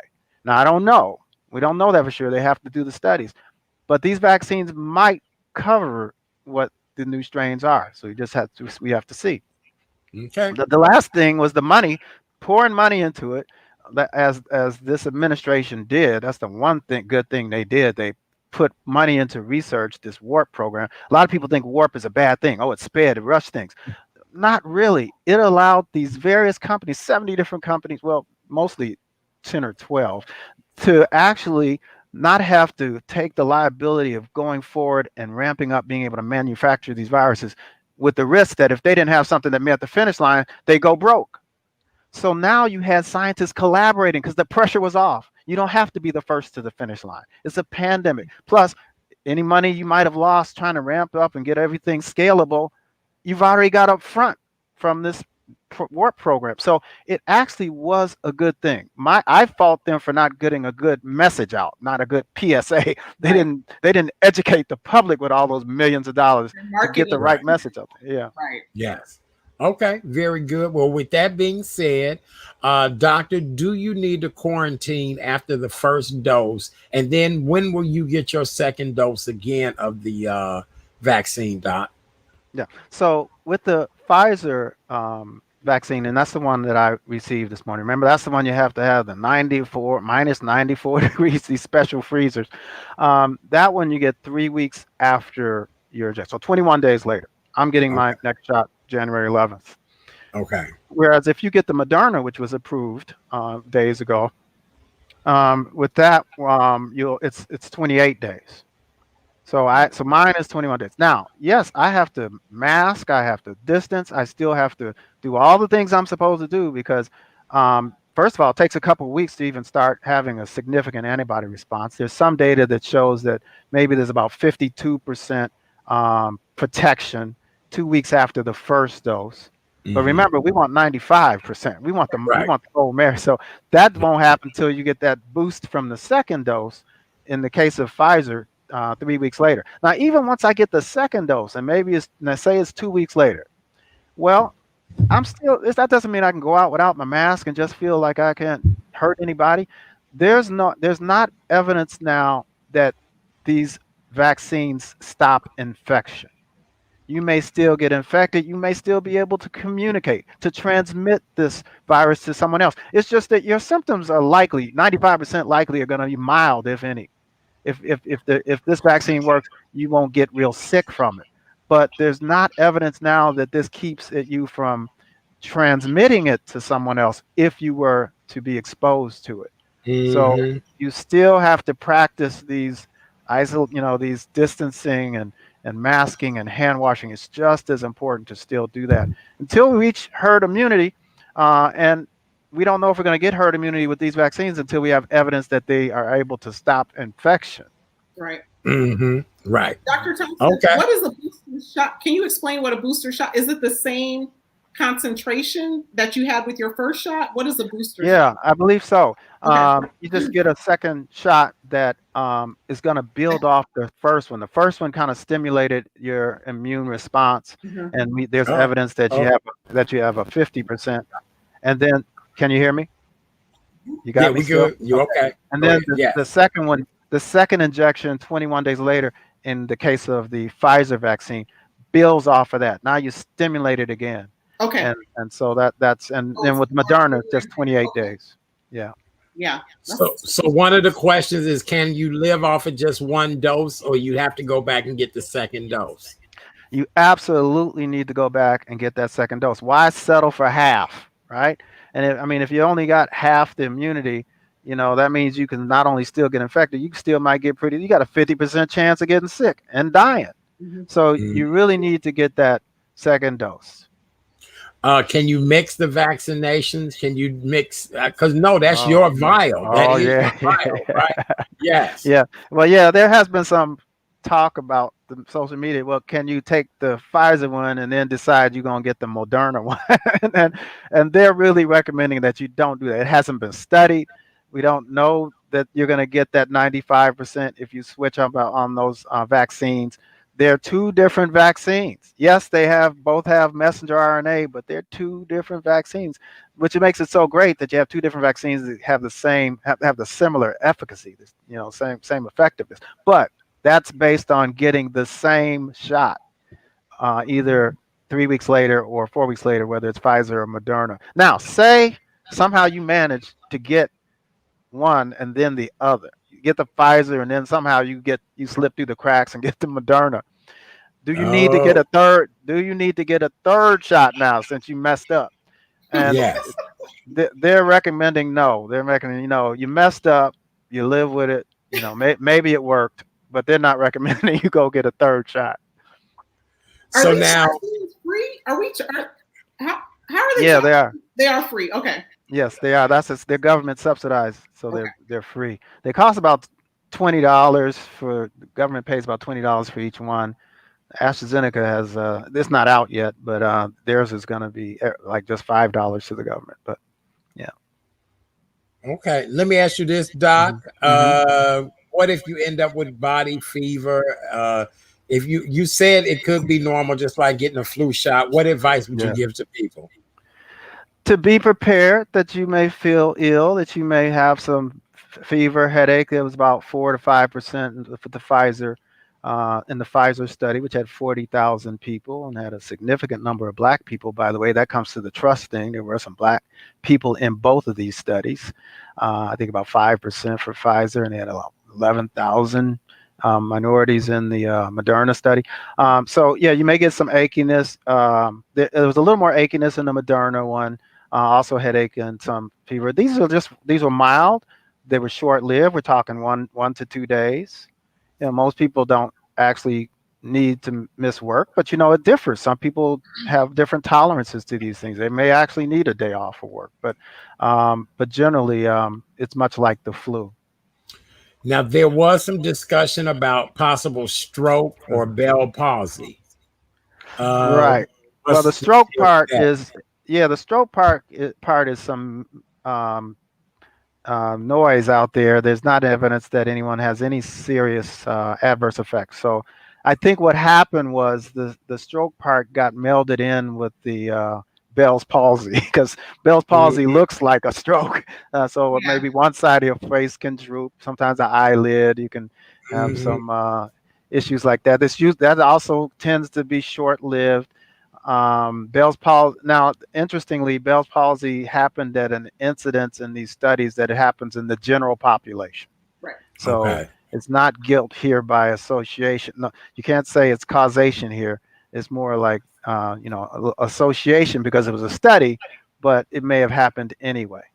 And Bell's Yeah. palsy is often caused by a virus, your that inflammation associated with the viral infection. So Yeah, significant numbers thought to be caused by some herpetic viruses, some right. other viruses, sometimes some other inflammatory process promoters, um, and That's activated. sometimes it's totally not understood what it causes it. Right. Yeah. So when your body's Interesting. under stress, it may cause that response. Hmm. Yeah. Yes. Wow. Akila, as a parent, are you going to take your daughter Oh, to we get get it? it. Oh, you and her both? Is it? Yeah, I'm a teacher, and CPS sent a survey asking if they want students to go back. She's staying at home until she gets the vaccine for me. And if I go back into the when I go back into the workforce, I'm going to be exposed to 40, 50 people in one room at a time. So for 2.5 hours. So yeah, I'm definitely getting it, and she is too, because she could So just if I get it and she doesn't, that defeats the purpose because she'll just be bringing the exposure home every day. Oh, that is true. That is true. So, doctor, what about for parents that are concerned about this? And then we'll move on to gut health. Well, I think parents that are concerned should definitely get vaccinated. Number one, because then that's one less contact they have to worry about. And then secondly, if they're 16 or older, they can get vaccinated with the Pfizer vaccine, and with the Moderna, if you're 18 or older, you can get vaccinated. So Oh, so little kids don't get vaccinated. My daughter's no, only 5. no, not at this Oh, point. so she won't be vaccinated. Oh Lord. You got to be either 16 or 18, depending on whether it's Pfizer or Moderna. So it's on you. It's all on you. Now remember, she has a better chance anyway. Yeah, But her immune and system's more I mean active. that's right. So she's more likely to give it to you than you to her. Okay. But generally, kids will probably they're studying. Both Pfizer and Moderna are studying in younger age groups, 12 to 16, and so they're working their way down in terms of Oh, I getting did not know clinical that. Are they trials. saying that? Well, are they saying that publicly, like the age parameters? I did not know Well, that you would because Yeah, well, everybody. if you would surface up there with your child, they would have said, no, right. too But Right. young. everybody in CPS is like, because even on the questionnaire with CPS, they're saying, "Are you waiting for the vaccine?" That was one of Yeah, the options. yeah. Asking the reason why you don't want to send your students back. It said, "Are you waiting for the vaccine?" So that to me, that means that the child's able to take it. No, that meant you. They were like, "Are you waiting for the vaccine?" Okay. That's what they meant. Yeah, Oh boy. All right. Well, yeah, with that being yeah. said, Doctor, great job on that. For those of you all that are just joining us, welcome to the Tuesday night edition of the Real Chat Daddy Show. I am your host, Chat Daddy, and our very special guest this evening is Dr. James Thompson. He received the COVID shot today, the mighty vaccine. Which arm was it in? The right arm, Doc? Yeah, I had a little deliberation over that because I write with my left and I do my Oh, strong I'm a stuff with lefty my too. right. But see, I'm Okay. I'm kind of hybrid there. So I decided the right side because I do a lot of writing and scribbling and stuff with my left hand. I don't want my signature to be any worse than it already is. So Yes, yes. you know I, how that I is. was Yeah. always yes, I was always told that I should be a doctor as well too because of my signature. So yes, doctors do have very different signatures. I was oftentimes Right. said you should be a doctor. Your signature really is a doctor signature. Very good. Well, Doctor, it's an honor to have you here. Happy holidays to you and your family.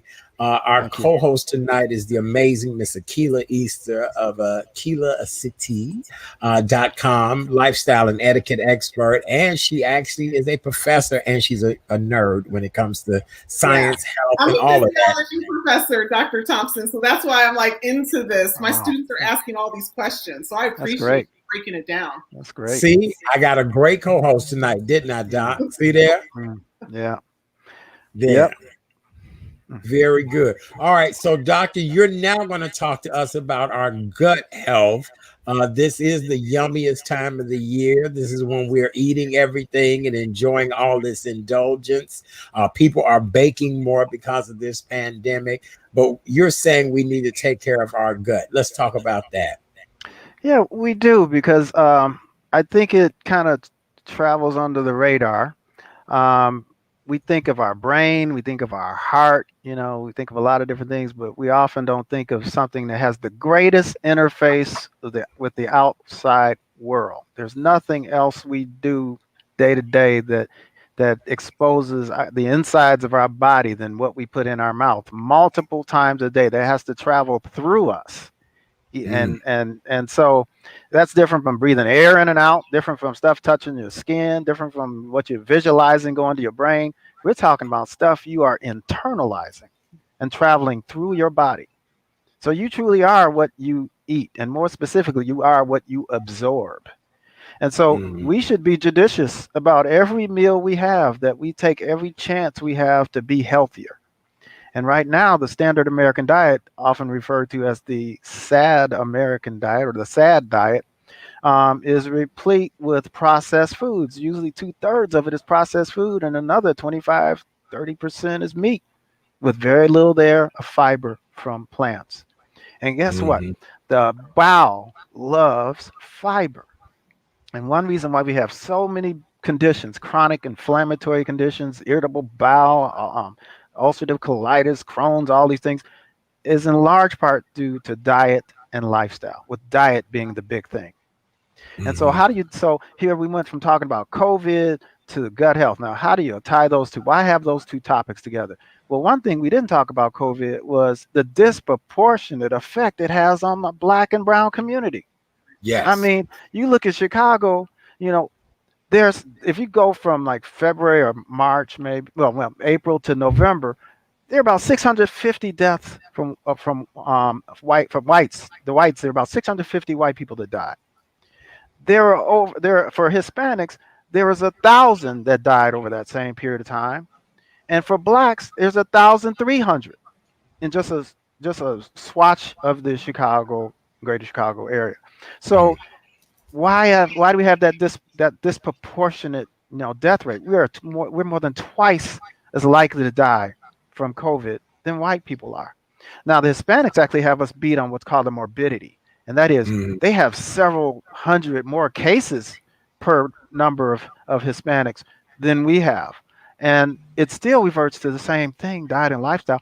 There's a higher penetration of diabetes in Hispanics, and obesity is just as bad in their ethnic group as in ours.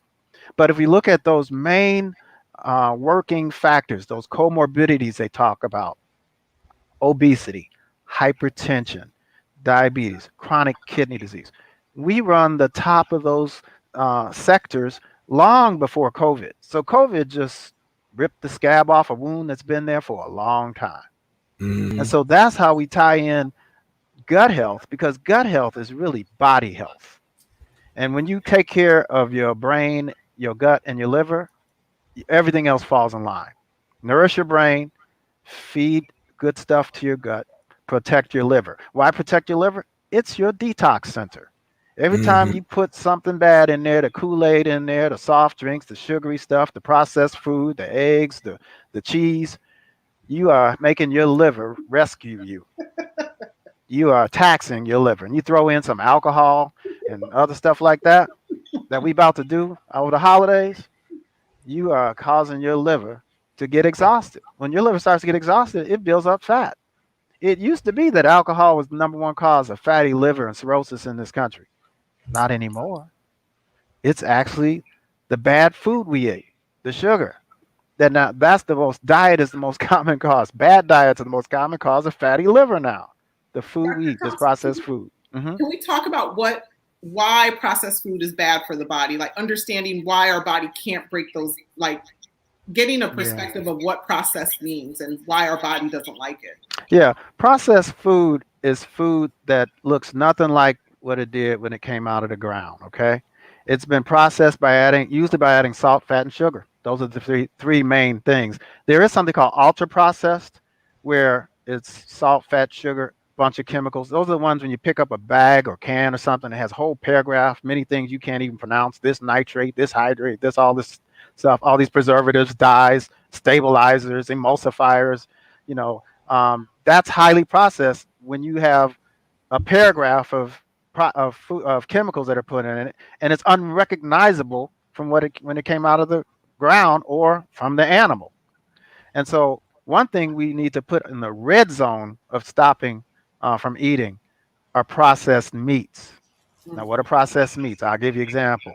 Your bacon, your cold cuts, salami, your Lord, sausage, your Lord, ham, Lord, Lord, your hot dogs. Lord, Now, Lord. now, now, why? We talking about. I'm telling you about good things put in the gut, but the bad things you put in the gut, there it is. Do you know the World Health Organization and the American Cancer Society has classified all of what I've just told you, those processed meats, as number one carcinogens, class one. Class one means there's no controversy. 800 studies they looked at, no controversy. You're increasing by 18, 20% your risk of colon cancer, breast cancer, various cancers by just eating processed meats. But then, Doc, why is breakfast so, everybody, right?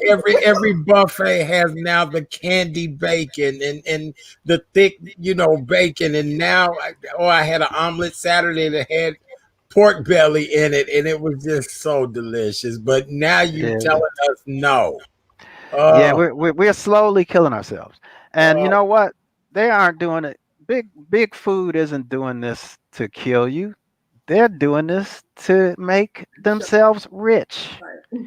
And what better food than something that'll make someone want to keep coming back for more, right? I mean, cheese has something in it called casomorphines. That's no mm, mistake how it ends. That More, means it goes to that dopamine center in your brain and mm, tickles it. And then you know what happens? Just like a drug addict, you want more and more, right. more and more. You know, mm.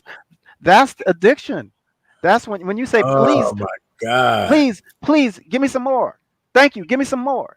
Oh, That's what it does. Stop this interview look. right Look, I know, and look, Doc, and I want the fancy little crackers that go with it, Oh yes, and yes, yes, oh yeah, Lord, yeah, yeah, I yeah. told you, Akila, you got to be strong to talk to this man. See there, I don't you, like it. you I right, don't right. like it. Now, cheese.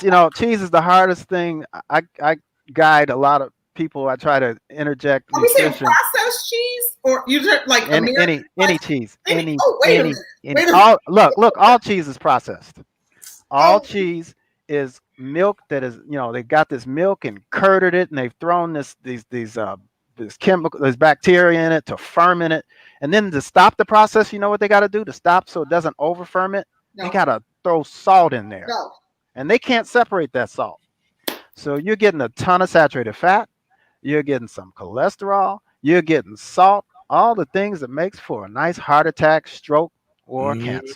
look, And black look. women at heart disease. African American women are at the top for heart disease too. And I'm sitting here upset about these topics. Oh my gosh. And look, Akila, anything we love on a good charcuterie board, we're not supposed to have it. We're not. How popular charcuterie is right now? Are you kidding me? Yes, I made a ghetto one Sunday to watch my rating. So I mean, yes, I mean, oh my God, I feel so bad. Get your nutritional yeast. Go to the health store, get a big old thing of Bragg's nutritional yeast. Has some B12 in it too, which if you're doing less meat, you need some B12. And that gives you a little cheesy flavor there. It's protein, it ain't fat, it's not a lot of salt. Gives you that cheese flavor. So no more grilled cheese sandwiches. Oh gosh. Well, if you want to, that's just the worst with the bread and the cheese and the butter. Yeah, I grew up on that too. It still makes my mouth water a little bit seeing it, but I don't crave it. I haven't had it in so long. I haven't craved it. Look, we ain't even talked about pizza, have we? Oh my God. No, we're not. No, pizza. You got that unhealthy cheese. You got those trans fat crusts, and there is no arguing about trans fat. Goes straight to your heart. Nobody even dares to say trans fats are good for you. Trans fats have been outlawed. Right. So, but yet when you bake that crust in that oven, you are creating trans fats. When you fry that chicken, you are creating trans fats. Something that goes right to your heart. That was blasphemy right there, Dr. Thompson. Yeah, I'm telling you. That's why we love him. But dang. Yeah. Well, let's start talking. Let's stop dwelling on what you can't have, and let's talk about what you should have. Okay. Okay. All right. We ready. Because this is the power plate for you. The power plate has 4 quadrants. Okay. The upper left quadrant are your greens and your veggies. That's your veggie area. All right. And the most potent, most micronutrient rich greens you have are called cruciferous greens. I love that they're cruciferous. That's that spiritual. Cruciferous vegetables. That's your kale, that's your broccoli, your bok choy, your cauliflower, your collard greens. That's your turnip greens, your what else we got? Radishes, horseradish. There's about 15, 18 members. Watercress. That's all cruciferous. That means on a calorie per nutrient basis or nutrient per calorie basis, you are way ahead of the crowd. Okay. Now, of course, then the other rainbow color veggies, your carrots and your sweet potato and all that, those are all good to have as much as you want. And then the second quadrant that's going low are the fruit.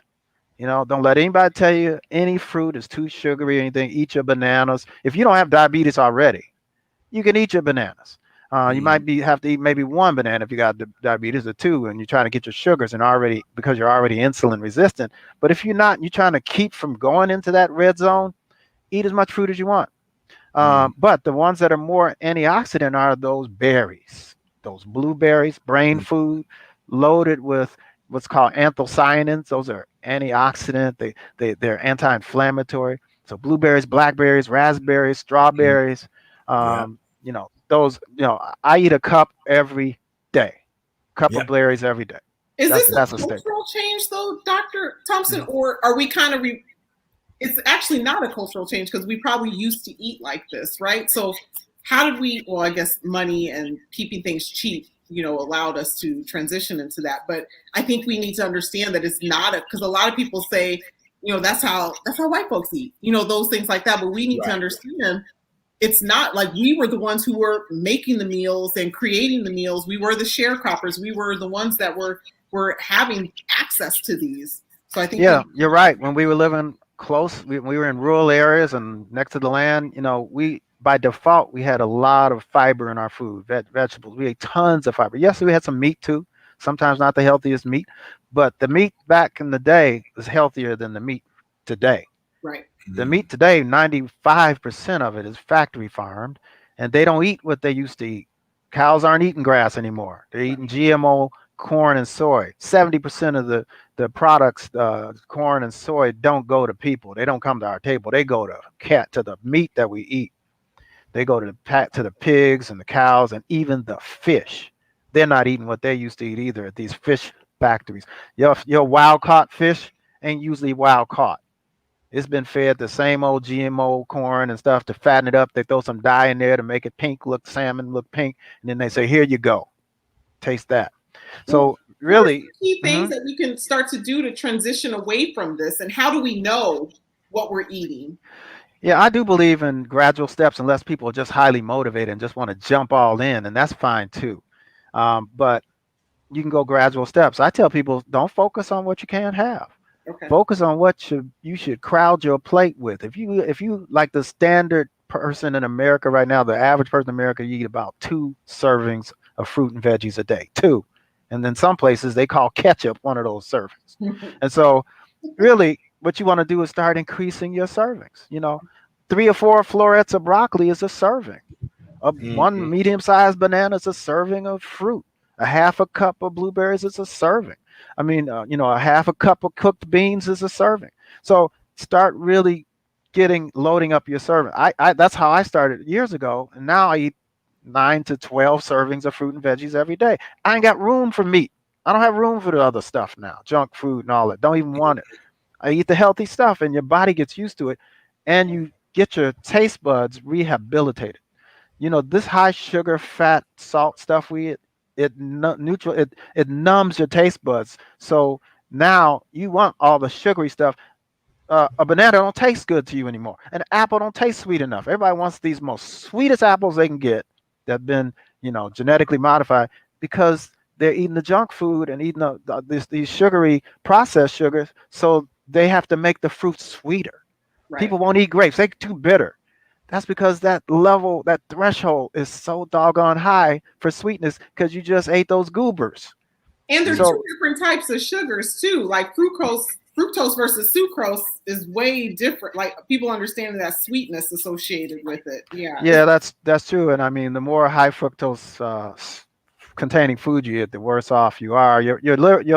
There's only one place you get rid of fructose in your body. That's through the liver, and the liver has a limited capacity to get rid of it. So when you breach that capacity with all these processed foods, you know what happens? Where it goes?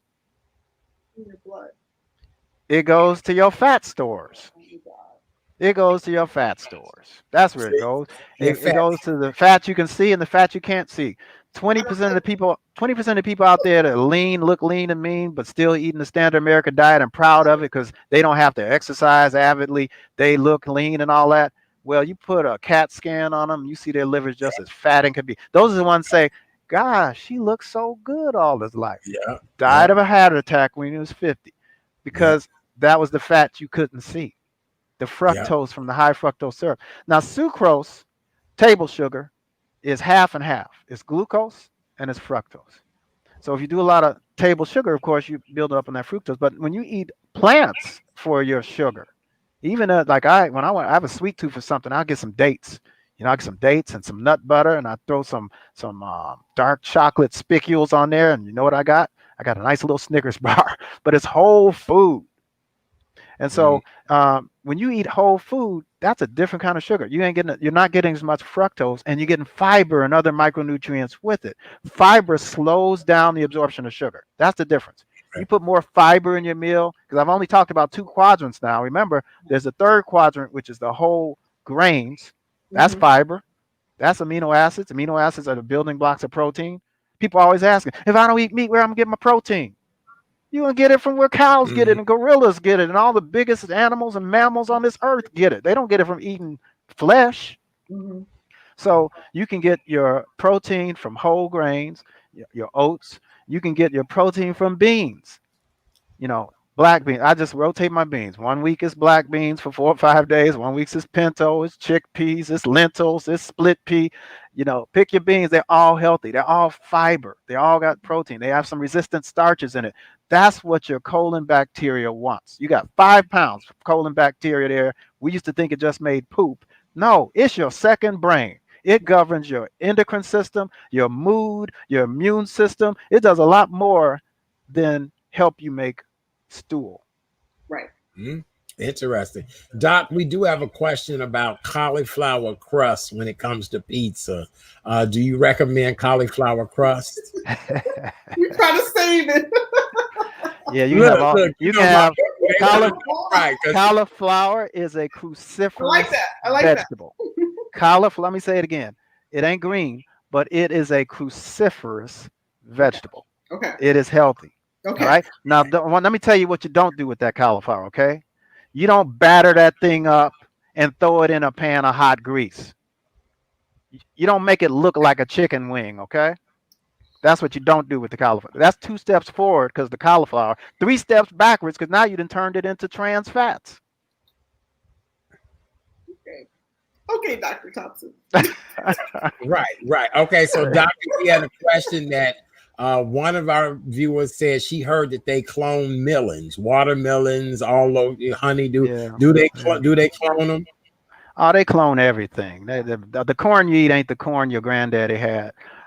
It's all different now. Our broccoli, all of it has been genetically modified. We eating genetically modified stuff every day but it's not in the sense that I don't want to give you a misconception. When we say genetically modified in terms of corn and soybean, we're talking about where it's not the modification process itself that makes it unhealthy. There's not enough evidence for that. When they make something genetically modified, that means they're making it so it can be robust against pesticides and herbicides and insecticides, right? So now they can spray all that stuff on the ground around the corn and soy. But what does it go into? The corn and soy, where 70% of that's going into the meat, right? Who's eating the meat? We are. So now this meat that usually should be growing up on grass and all that without all these chemicals are instead growing up on corn and soy products that are laden with chemicals. And then because you got 100,000 cows in one little small area that can't hardly move, they can, a pandemic can go real fast in a place like that. So you know what they got to do? They got to be one step ahead. They got to shoot these cows with antibiotics every week. We can't let nothing break out in this. We'll lose our whole cattle farm if something spreads in there. So these cows are loaded with antibiotics, loaded with hormones, so they stay pregnant and can milk all the time. Cows supposed to milk like 9 months like human beings. They milk 12 months. Wow. Because they are kept hormonally making milk. Well, how are we as humans living longer then? Is it just due to the biotechnology? We're kind of we found treatments to all of these different ailments. Okay. Well, 2 things about that. First of all, Black folks just in Chicago are living 8 years less. Okay. Yeah. First of all, so we ain't living as long. And then from the medical community, if we just adjust for that, just generally speaking, we know there are 2 things in terms of spans, right? There's a lifespan and there's a health span. Okay. In this country, we are good at making that lifespan long, but if you spend your last 5-7 years having dementia, having 20 medications because your diabetes and your arthritis and your prostate and all that stuff, then your health span is much shorter. Okay. So yeah, we're living longer, but we ain't living healthy. Okay. So that's the problem. Okay. In the sake of time, I want to continue to move on. I want to talk about medications that are bad for our gut. Yeah. I really feel that most medications are not good for your gut, actually. And even as a conventionally trained physician, I try to minimize intervention with medicines. And I battle with people sometimes, let's wait on that antibiotic. Let's give it a little more time for your immune system. Let's have you drink some green tea and hydrate some ginger and do some steam and, do all kinds of other things before we go with that antibiotic. Because, people want an antibiotic. They come to the doctor, they pay the copay. They want that prescription. But I try to educate them or inform them about the fact that there's some consequences that can occur with this antibiotic. It changes your bowel flora, no matter what the antibiotic. Some worse than others, like especially those Cipro types and Tequin and those Avalox, all those types. They do a number on your bowel, your colon bacteria that takes weeks to get back up to normal. And so antibiotics is what I'm getting at. Antibiotics are really not so good for that. Now, I'm not saying people to avoid antibiotics. Somebody, since the antibiotic era back in the early 1900s, a lot more people live. But I'm just saying they're overprescribed, and we shouldn't be so quickly to want to get it. And if your doctors say, well, give it a little more time, you should, and do some other things to try to let your body heal itself, because antibiotics can really disrupt that bowel. And when we give these young babies antibiotics because their ears are a little red and all that, we kind of start the whole process off wrong. and we'd start changing their microbiome really early when that happens. Babies do need to be breastfed. The best milk for a baby is breast milk. And so, and if some women can't do that, fine, but really be cautious about what you are putting in your baby's mouth early on. If it's cow's based milk early on, that's why we think there's a lot of problems later in life. Babies don't have the enzymes to break down cow's milk, do they? Yeah. Okay. No. Yeah. So that's why they have formulas. Right. Okay. But some of these formulas are still based on cow's milk. So, okay. Yeah. Very good. Let's talk about, is juicing good for our gut health? Our co-host last night is now into juicing. I drink juice in the morning. What is it good for us?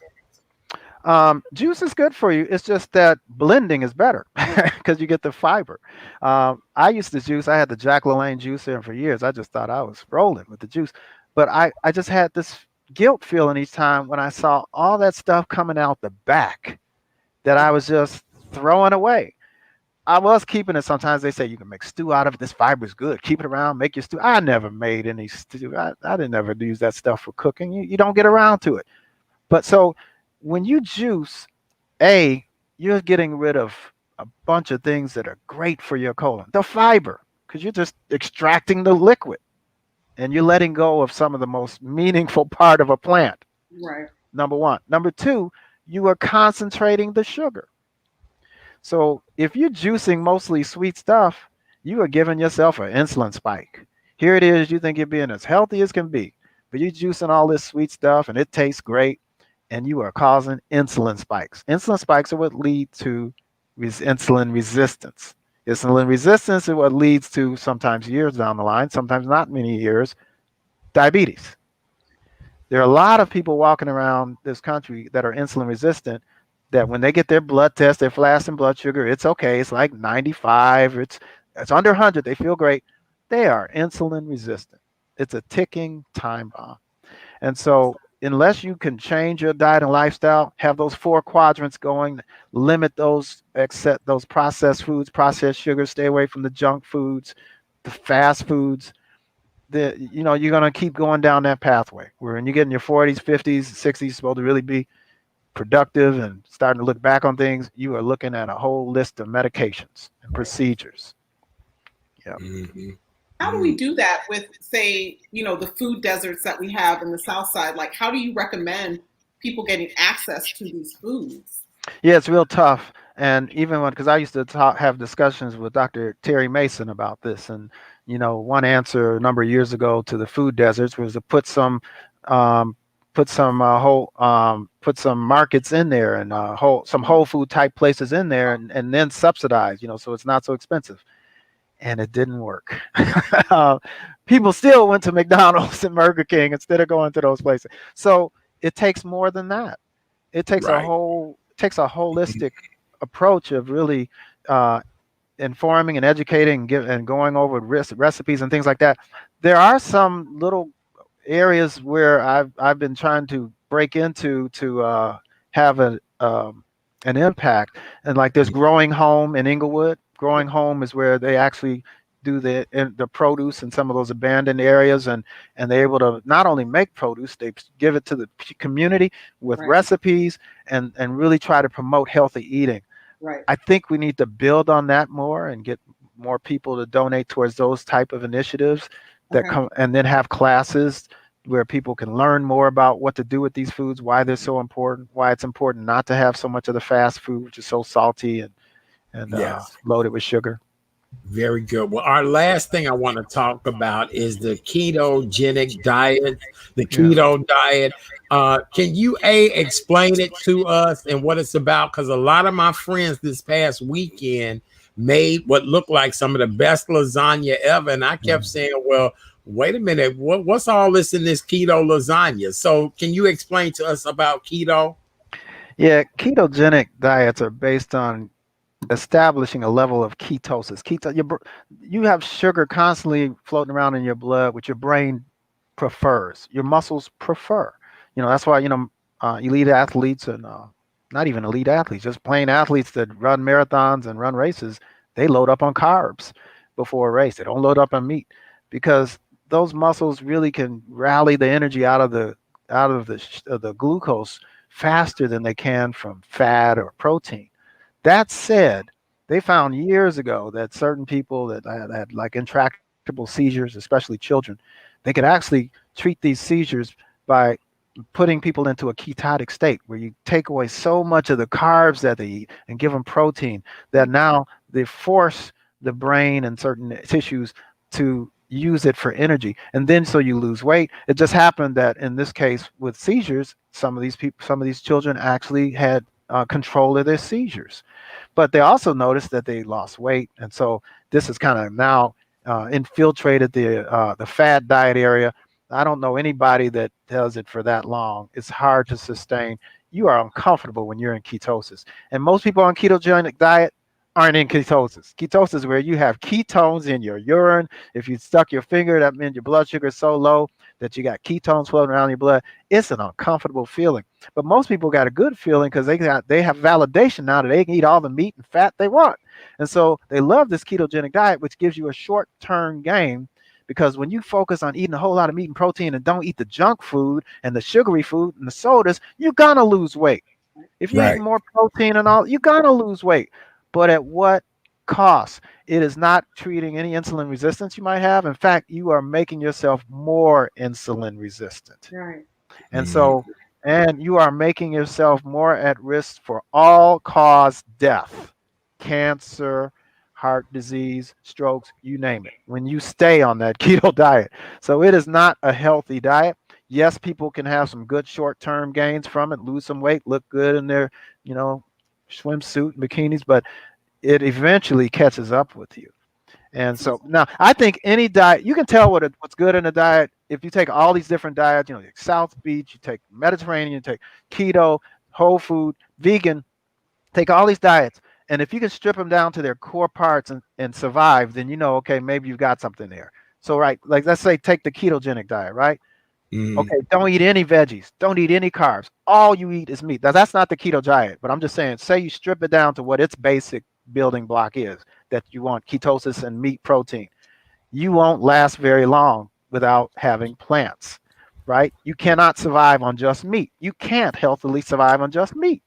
Now, if you take the whole food plant-based diet and say, by definition, you don't have any meat, can you survive on just plants? Well, yeah, it's actually in the book of Genesis. God said, yeah, here, you got all these trees and fruit and veggies. No, that's what you have dominion over. Eat that. Doesn't say anything in the book of Genesis about eating a bunch of animals. But anyway, I digress. You take any diet and strip it down to its bare parts. And if you can just eat it alone, if you can just eat grains alone without anything else, that's not going to work. You got to have a balanced whole food plant-based diet. And that you can survive. You can survive without meat. You can survive without junk food. You can survive without processed sugar. You can survive without milk. You can survive without eggs. You can Ooh, survive. Lord, Lord, Lord, Lord, Lord, I feel like these Lord, are gut punches. Lord, Father Well, God, look, fix it, please, well, let me Lord, let me tell Lord. you. Let me tell you, I didn't do this overnight. But and that's how I live, whole food plant based. But What? when I started this, I was on 3 blood pressure medicines that I'd been on for 25 years. I was Mm, on amlodipine, I was on valsartan, I was on hydrochlorothiazide, and I was on Lipitor, and I was also taking some ibuprofen every now and then for my arthritic knee because I was trying to run away from poor health. For okay. so many years, I got arthritis in my knee. Well, then when I got on this whole food plant based diet, within weeks, my blood pressure medicine was too strong. Then next thing I know, my knees aren't hurting anymore. I'm sleeping better. I'm not refluxing much anymore. I had a lot of issues. I was refluxing. I got hiatal hernia. I had arthritis. I had high cholesterol. I'm not on any of those medicines now. I haven't been on them in over a year. My blood pressure is just fine. My cholesterol with Lipitor was 160, and they said that's great. My cholesterol now on a whole food plant based diet without any Lipitor is 150. So you can do it. It ain't easy, and you don't want to create Rome in a day, but work your way there, build up your fiber containing foods for that gut bacteria, that gut health. Don't think about what you can't have. Think about what you should have. Okay, all right. I get right, Akila. Any closing comments, Akila? Just closing. Look, I'm pulling up tomatoes. Look, Doc. Look. Don't be trying to be good now. Don't be trying to be good now. Right. And you drink that wine. Let me say, Chat Daddy, I am speaking here on behalf of Healthy Living with the Foundation. That's right. This is an emerging foundation that wants to address the health disparities around this community that have been greatly exposed by COVID-19. Absolutely, I agree. And we want to further have this discussion about these vaccines, and so we're going to be launching a program soon. Actually, we have a date, the first Sunday after New Year's. I think that's January 3rd. It is at 5 p.m. We want to have a town hall type thing where people can actually ask their questions, not verbally through a written chat, but people, about 50 to 100 people, will be able to just ask their questions. So we're going to have on our Healthy Living with a Vision site more information about it. There will be limited seats for this. But a lot of people are working on this, a lot of hardworking people behind the scenes, and I'm going to be on there. We may or may not have another guest, but we're going to plan on doing this either once a month or once every 2 weeks, because there are going to be more vaccines coming out. There are going to be more questions, and there are going to be more stuff coming up every day about, okay, what happened with this? Somebody got an allergic reaction over here, some of that. So I'll be able to break it down because I'm an allergist. I'm also an immunologist. And so I am committed to trying to get truth out here to people. Yeah, I think you do a great job. Go ahead and keep. Yeah, Dr. Thompson, I think, the simplification is key. It's amazing how we don't know these machines that we walk around in every day. And I think, focusing on education in our community with people who look like us will allow us to establish more trust and to start to kind of let it trickle down into every aspect of our community. So I appreciate that. Yeah. When you broke things down, you feel guilty today. I really appreciate that. I know. Nothing like a guilt trip. Well, I just want you all ready for these days coming up, because and one tip: if you're trying to eat healthy and you're getting ready to hit Christmas and somewhere somebody's got all this stuff I'm talking about you shouldn't be having, eat before you go there. Okay, eat something healthy before you go. Don't go there hungry. Don't go there starving. Right. Take a little, eat some apples and a salad, something before you go there, and then you won't be just diving into the bad stuff. Yes, very good. Well, Doctor, we will announce here on the show about the event January 3rd. We'll make sure we let the audience know. We appreciate you as always. An outstanding job. Dr. James Thompson, MD, a new friend of the show. We appreciate him. And Doctor, did I do good on the co-host? Was she able to? Oh boy, y'all were fantastic. Time just, when time flies and you think at an hour, but it seems like 15 minutes. Right. You got some good hosts. Thank you. My pleasure, Doctor. I'm getting ready to go throw my charcuterie board in the garbage, Akila. Right. I had a dope after show charcuterie board made, but I guess I'll be going in here eating just the berries and grapes off of it. Oh my God. Well, Doctor, happy holidays to you and your family. Thank you so very much. And we'll see you January 3rd for your town hall. Thank you. Sounds good. Dr. All right. Thank you. All right. Okay. Take care, Akila. All right. Thank you. Great. Right. Good night. Wow. Yes. Oh my God. Girl, look, I'm gonna have to go throw that whole damn charcuterie board away.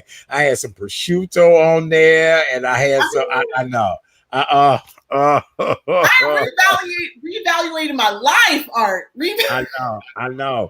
I love him because he tells you like it is, and he cuts no corners. He does not bite his tongue, and he tells you what to do. And we love it. We do. People are loving this show tonight. We appreciate it. I'm going to try to transition. I'm not going to do it all. I'm not going to do that 2021. This is the new me. I'm going to try to transition. We're going to have to just in 2021 work on it because it's not something overnight. You know what I'm saying? It is definitely not overnight, and it's something that we all need to work towards. We are in the midst of a pandemic, and people, are having problems and everything, but we do need to start looking better. I've been eating more vegetables and, So I had to pull these out. I mean, Art. No bacon? No I processed. know. I feel so bad. I Right. can put the turkey legs in my collard greens. What am I supposed to do? I'm confused. I'm confused. Probably some liquid smoke. Probably, I mean, yeah. Look, he laughing in the green room. Wait a minute, hold on. Wait a minute, Doc, are you still there? Wait, hold on a second. Wait, Yeah, Doc. So, yeah, Doc, look, you know he ain't gonna let us put no. Doc, we trying to yeah. let you I go, but did we the know we can't put recipes, no You Doc. know, salt on it. you What know, about you smoked turkey? What are we putting in these look, greens, Doc? look. There are alternatives. Okay, they're called herbs and spices. Okay, you can put all kinds of herbs and spices and veggies in there. You know what? Tofu. Tofu takes on the taste. It's like meat, got a little texture to it. Get that firm tofu, chop it up in strips, marinate that tofu in some low sodium soy, and that's what I do. I mean, it's like I don't miss meat. You won't miss meat. You just got to know what to eat. Out of my respect for you, Dr. Thompson, I will try. I will try. Out of my Okay. respect for you. God, Well, it can be I done. like it. It can be done. We can break these shackles of cultural weights we have that are pulling us into these hospitals, filling up these pharmacies. It doesn't have to be. And it Doesn't Yeah. does have not to have to be. be our people. You're right. All right, Yeah. doctor. Thank you All right again. now. Have a All great right. night. Thanks again. Boy, look, it's like we have Med MD on call. I just I love it. I love just it. I really, like really how you do. put it back. Yeah, he was laughing. He was cracking up. And I was like, oh, we got to bring the doc back in to give us an answer on that. Well, Akila, tell everybody how they can find and follow your website again and all that great stuff. I mean, I'm I know. rethinking life right now. So yeah. Oh, We're and gonna your be and your accountability partners. We're gonna be yes, accountability we are. partners. We got a lot to Okay. work on, and give Right. everybody your closing message for tonight. I just want us to make sure that during this holiday season, we think about those who are less fortunate. I know we talked about holiday tipping. It seems pretty superficial, but a lot of people need this during this time of year. So think about the savings that you had and see if you can transfer that to somebody else. I'm working on that with my 5-year-old to say, what do you want to give to somebody? As you are receiving all of these gifts, what do you want to give? So that is my goal for this holiday season, whatever holiday you are celebrating. You can check me out at Akila CT. So it's AKILAHSITI. You see it in my name. That is my website. That's my first and my middle name. Just please make sure you log in. Keep and follow me on IG, Instagram. That's the same login. And that's where you can keep up with everything that I'm doing. Yes, very good. Well, we love you. Want to wish you and baby girl a happy holiday. I'll talk to you in the next couple of days. Stay safe. Don't forget to wear your mask, you guys. Please put your mask on. Cover your nose and mouth. Also, make sure you wash your hands. Soap and water is always the best way to go. Sanitize if you don't have soap and water. Get you some good hand sanitizer. Social distance at least 6 feet. Remember my flight attendant moves: 6 feet this way, 6 feet that way, 6 feet this way, so 6 good. feet that way. Baby, I did that for years, right? Are you kidding me? I did it when you had to do this. Are you, man? Please. That's when I had a flight attendant on recently, and she was like, honey, we press a button, it's a video. I said, a what? I said, no, when I was a flight attendant, it was emergency exits, it was floor strips, it was oxygen, man. Look, we got a full workout. And now they're like, press a button and it's all done. I see. All right. Another thing, if you're not feeling well, keep your ass at home. Bottom line. No big parties, no big holiday gatherings, none of that. 2020 is the year of none of that. Don't let me see on the news over the weekend where a million of you all have been partying and having a good time, all that kind of stuff. No, stay safe. All right. and if you're feeling lonely through the holiday season, please make sure you reach out to people. Make sure you reach out and talk to people. You guys can reach out to us, right? So make sure that you are not, if you are feeling lonely or down through this holiday season, please make sure. A lot of people have lost a lot of people during this year. So make sure you reach out to somebody. Yes, very good. All right. Well, on behalf of my co-host tonight, the amazing Miss Akila Easter, we appreciate her so very much for being here. Tomorrow night, Kay Renee is in the co-host chair. Yay. Don't forget, tomorrow night, we're talking about Ma Rainey's Black Bottom, as well as what would you do? Situations and scenarios that are quite interesting. And we'll only be, like 2 days away from Christmas. So we're going to try to figure out what would you do in these situations. For more information about yours truly, please visit therealchatdaddy.com. I love you, Akila. I love you, Art. Thank you so much. I love you, darling. Oh, are you kidding me? Merry Christmas, my love. I appreciate you. You did a great job. Thank you again to Dr. James Thompson. He is the bombdiggity.com. Allergies and asthma and all that great stuff. I just think he's a walking encyclopedia. He's just a great man. We appreciate him.